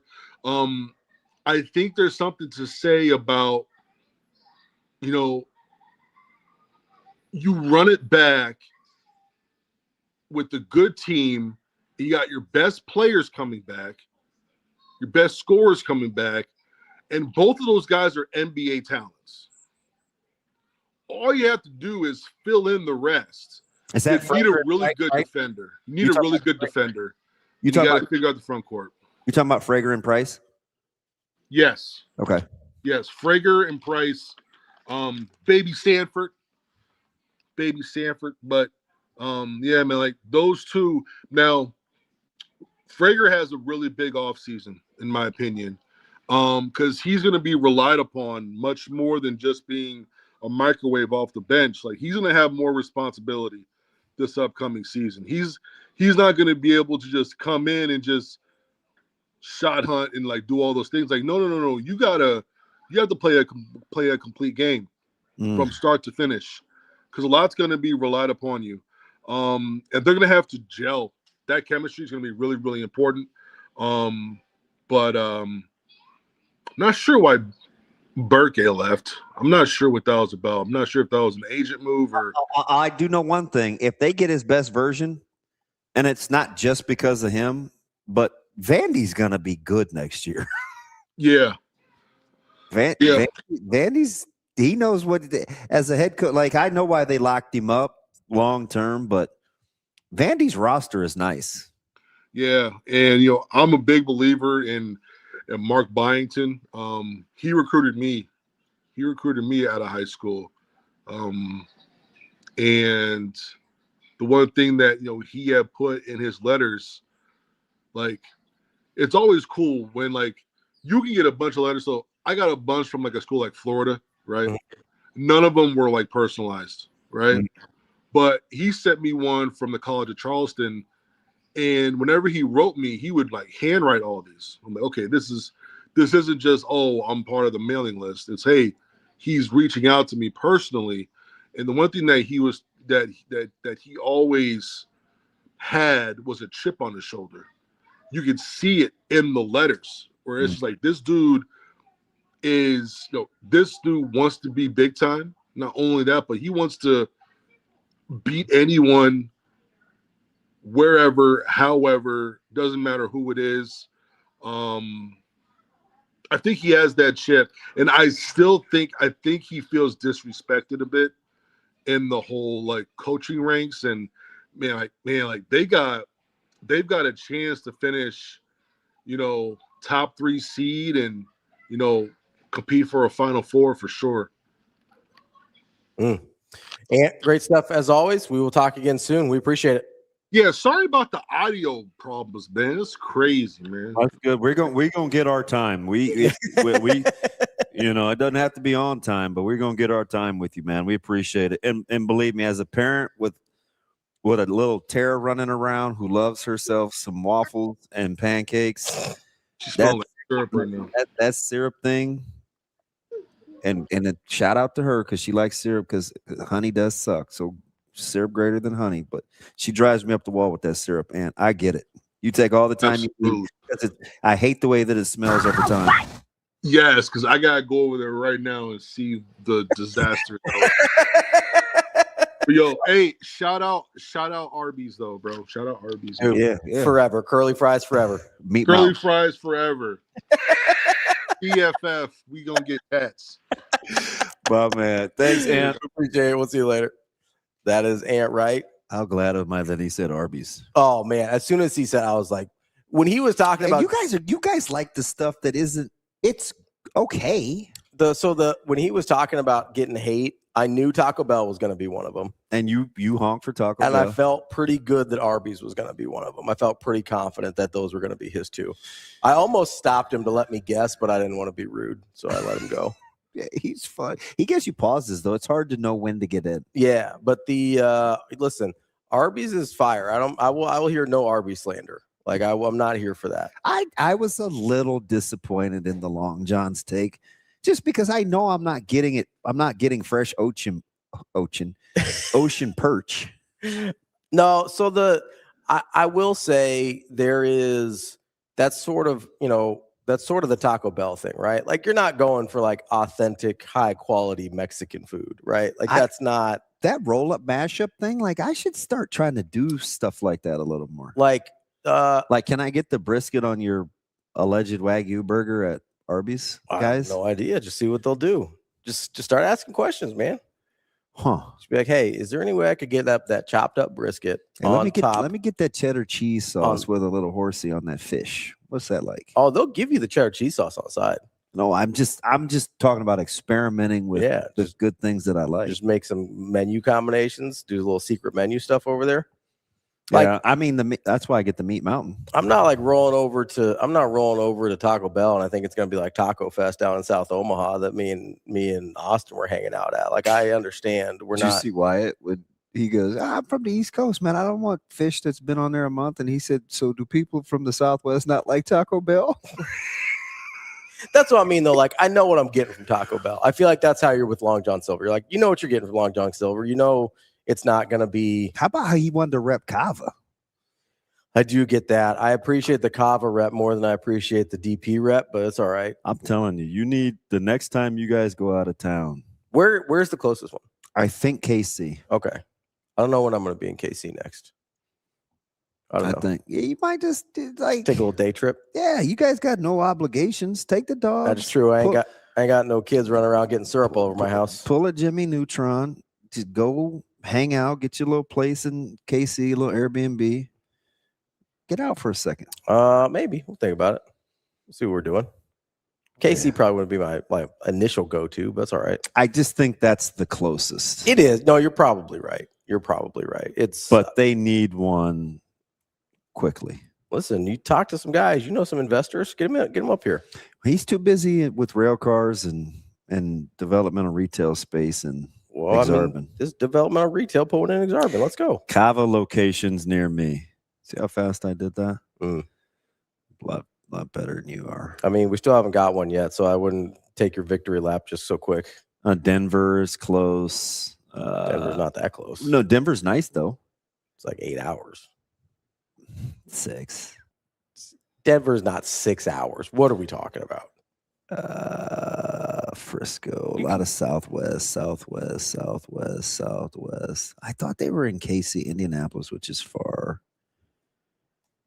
Columbia. Omaha to Denver, 7:44. You're not getting there in 6. I mean, you can make up a lot of time. You're not getting to Denver in 6. Yeah, you're probably right. You'd be like you get to the border in 6, man. I'll meet you at the border. Overland Park. Oh, there you go. That's your KC.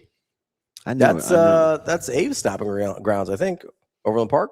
Yeah. Oh, and she would love Kava. I think she's an Overland Park person. I mean, if you can spend $38 to get quality tuna salad from the fancy grocery store down the street, if I got Kava would be a drop in a bucket for Ave. If I got that wrong, she's gonna be mad that I got Overland Park wrong as opposed to wherever she's from. She might be Blue Springs, but Overland Park is correct. Overland, yeah. Oh, yes, thought so. I don't stalk, but even I knew that. I was pretty sure. I don't know. They got lots of different neighborhoods over there. I was pretty sure. Is Overland? So she was telling me the story because I don't know if her parents moved or something. She was telling me a story about how one of her brothers is like, yeah, I'm from Kansas. It's like, no, you're from Kansas City, man. Like, it's like you're not from Topeka. Listen, you know what I mean? Like, you're not from. I rock with him just because he's had to overcome so much. Yeah, that he's way good. So like, I got nothing. I no slander. No, and her parents were nice to me, so I'm cool. It's just a little funny. It's like you're not from Hutchinson, and save the whole. Avery's the only one I'm never mean to. I'm sure I've been mad at Avery before. I just don't remember over what. No, Avery, we love Avery. Avery's great. I don't think I have though. Been mean to her? For somebody I work with a fair amount. Yeah, I know I've been mad at Sasha. I've certainly wanted to choke Rico. No, all right. I hate Austin every day. What did Rico do? I don't like you ever. Well, that's not true. What did I do? Shane is probably Rico. Every time I throw you a bone, you like bite my hand. I like go to reach out and pet, and he's like, and you still haven't learned your lesson. I feel like that's on you. See, that's totally on me. Shane is probably the closest to Avery territory. Yeah, which is wild, by the way. Well, you only get mad at me if I screw something up. He's good, and that's once about every 4 months. That's got to be the first time that Avery and Shane were put in the same comparison. Well, the thing about it's Shane, not. The only time is I don't just need. The only problem, Shane, is the long explanations that I can't fix. I don't care about. And it takes you forever to figure out. Like the whole. No, they're all worse. The whole downloading of the computer thing, I don't give 2 bleeps. You will get that 18 minutes You back. told me about sound like 15 times in 2 days. You will get that 18 minutes back. It's not a problem. And how do I feel about Fernando Mendoza? Dude. Do I want Fernando Mendoza? I don't mind that. I like one thing I do want to do with you, Shane. You won't let me because you're so insecure, but I do want to grocery shop with you. I think you and I should we should let some of the Hurrdat crew like just follow us. Like Hurrdat one follow me around? Yes. A lot of hamburger helper. No, not so much. Shane's not turning on his oven unless it's to keep something warm. Can I get some hamburgers? Shane, when's the last time you used a pot or a skillet at your house? What decade is it? It's fine. Oh, let's not. You store stuff in your oven, so let's not act like you use yours used too. to. Now the wife uses it. But so you haven't used it for decades either? No, when I was in the Sharp was the same way. When I was in the apartment, I didn't I had no idea that my mom had stored stuff in the oven because I had never opened it. I did use the stove some though, because I'd make like eggs and stuff. I don't store stuff in mine. I didn't use the Shane, do you make eggs? No. I had eggs over the weekend though. Who's making those eggs, Shane? I don't know. Some dude. Just is that Hy-Vee? I was gonna say that's your own business. Was that Hy-Vee? Judgment free zone. Judge all you want. Judgy McJudgy. That's whatever. I rock with you. I had eggs, bacon, hash browns. That was it under $7? Yes, it was. I know it. They pancakes, a little bit of syrup. They're still. They had a brunch for Mother's Day. I would have never thought to go there, but I see it on the news. It's the first thing. They have pretty good brunch. Because I try to go the first 15, 20 minutes of the day without being on my phone. I try to get my mind right. Mm-hmm. So the other first thing that I do is I'm going right to Channel 7, and they had their brunch deal looked legit yesterday for Mother's Day. Yeah, I haven't been for Mother's Day. I've had their brunch before though. It's good. Well, I think I'm the reason they stopped letting people get to-goes for their breakfast probably buffet. Yeah, that's probably your fault. I mean, I'm talking 2 containers of bacon and those fat links, not the little baby. Forget it. I can't even go into detail on this show because we have idiots that like to record stuff, but they have very good size. I will say the one thing I was disappointed in, which is not unique to Hy-Vee, so you can still sponsor us. I'm not hating. I could help you out though a little bit. Who has a good breakfast buffet? There's not a lot of breakfast buffets left or brunch buffets left. I think Upstream still has theirs, right? Do they? I don't know. There was one There place. aren't enough breakfast things on there, though. Yeah, the last one that I went to, I think, was Granite City, but that's been closed for several years. So like one of the old car dealers. Like I used to be a huge Granite City guy. Yeah, Granite City. We had a nice brunch, breakfast brunch. But Shane, you're probably thinking Golden Corral. No, those don't count as like a brunch place. Like I'm not doing that. The breakfast buffet. I know, but like that's not what we're talking about. Anybody else got breakfast buffets? I don't know. Maybe put Hurrdat one on the case. See if they can find one. I bet you they don't. I'm just saying I need more people in this town to season the sausage and gravy portion of biscuits and gravy. Like I just need you to season it. It's a thing. It's an epidemic that no one. It's just. I'm going to tell you what the problem is, especially if it's like not homemade. Mm-hmm. People assume the gravy has flavor. It does not. But when people make it at home, they actually sometimes put the salt and pepper. You don't need a ton of salt with breakfast sausage. They put it in when they add the flour. You have to wait till the end. Yeah, it's a real problem at many of the establishments around town that the gravy is just goop. I need you to start seasoning that stuff. I'm going to need you to enunciate better. Goop. What other word could that have been? I don't know. Goop. Nikola Jokic. I don't know. Probably likes goopy gravy. Who says? I haven't heard goop in 20 years. Really? Goop.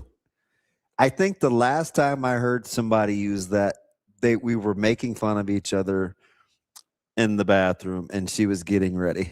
And I was like, that's a lot of goop. Yeah. Goop. Could be like gruel. It's like prison food. Looks like just beige prison food sometimes. Do say goop. I don't know why I thought when people aren't trying to like season their gravy, just season the gravy, man. It's not that hard. I thought that was pirate food. Gruel? Yeah. No, that's like prison food. Which, by the way, I was flipping through yesterday, Shane, after I was waiting for the deck to dry and Pirates of the Caribbean was on. Those fake sharks, look, they get dumber That one's bad. they get That's dumber a by bad the movie. minute I watch them. The last one with the bony sharks.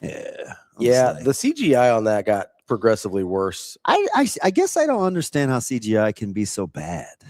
Well, it's gotten worse because people are cheap.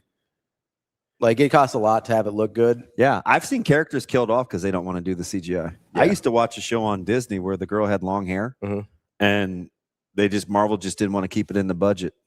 So once Medusa got her haircut, they didn't have it grow back. Deuces, you're out. No, Medusa. Oh, Medusas? No? Nikola?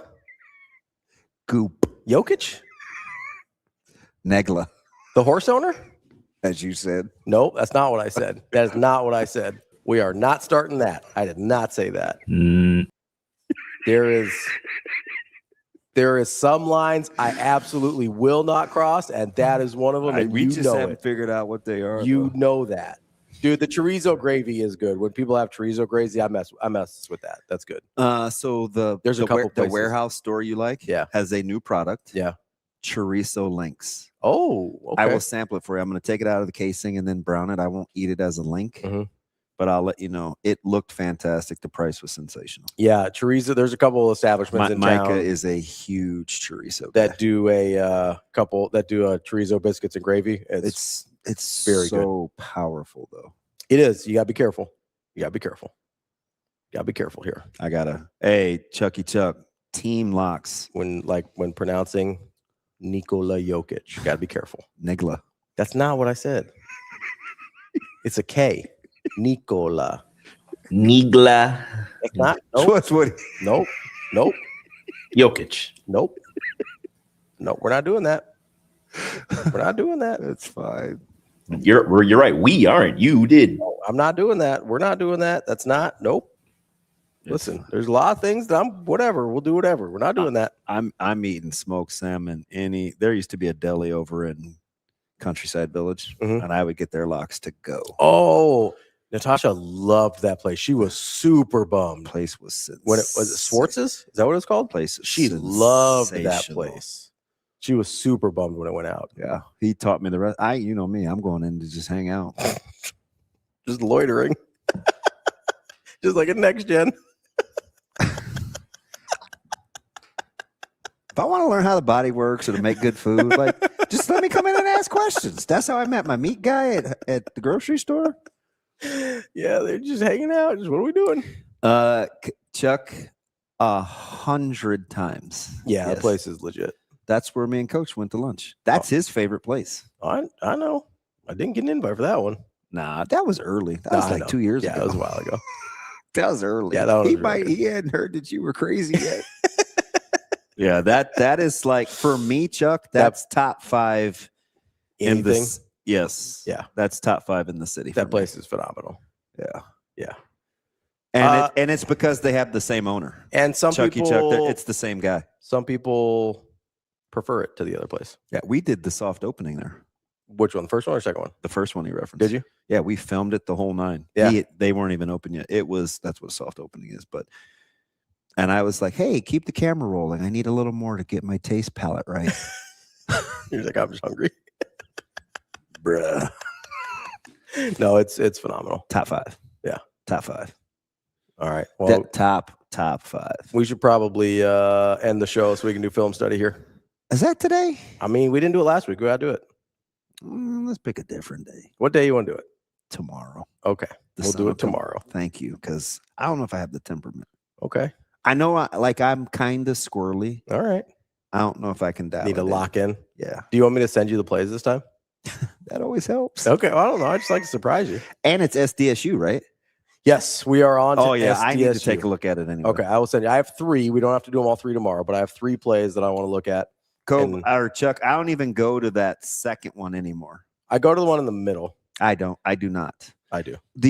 But I will get the itchy. Yeah, Seabass. The one in the middle is still good.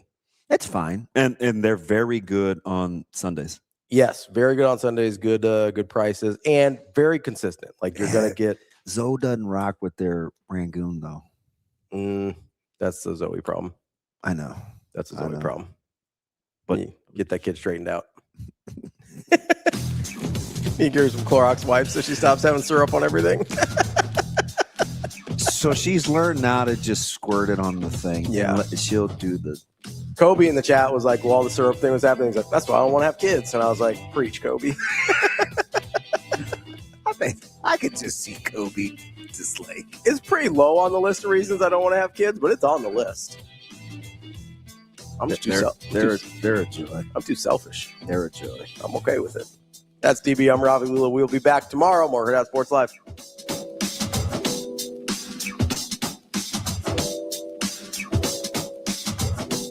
See you. Have a good day. Love you.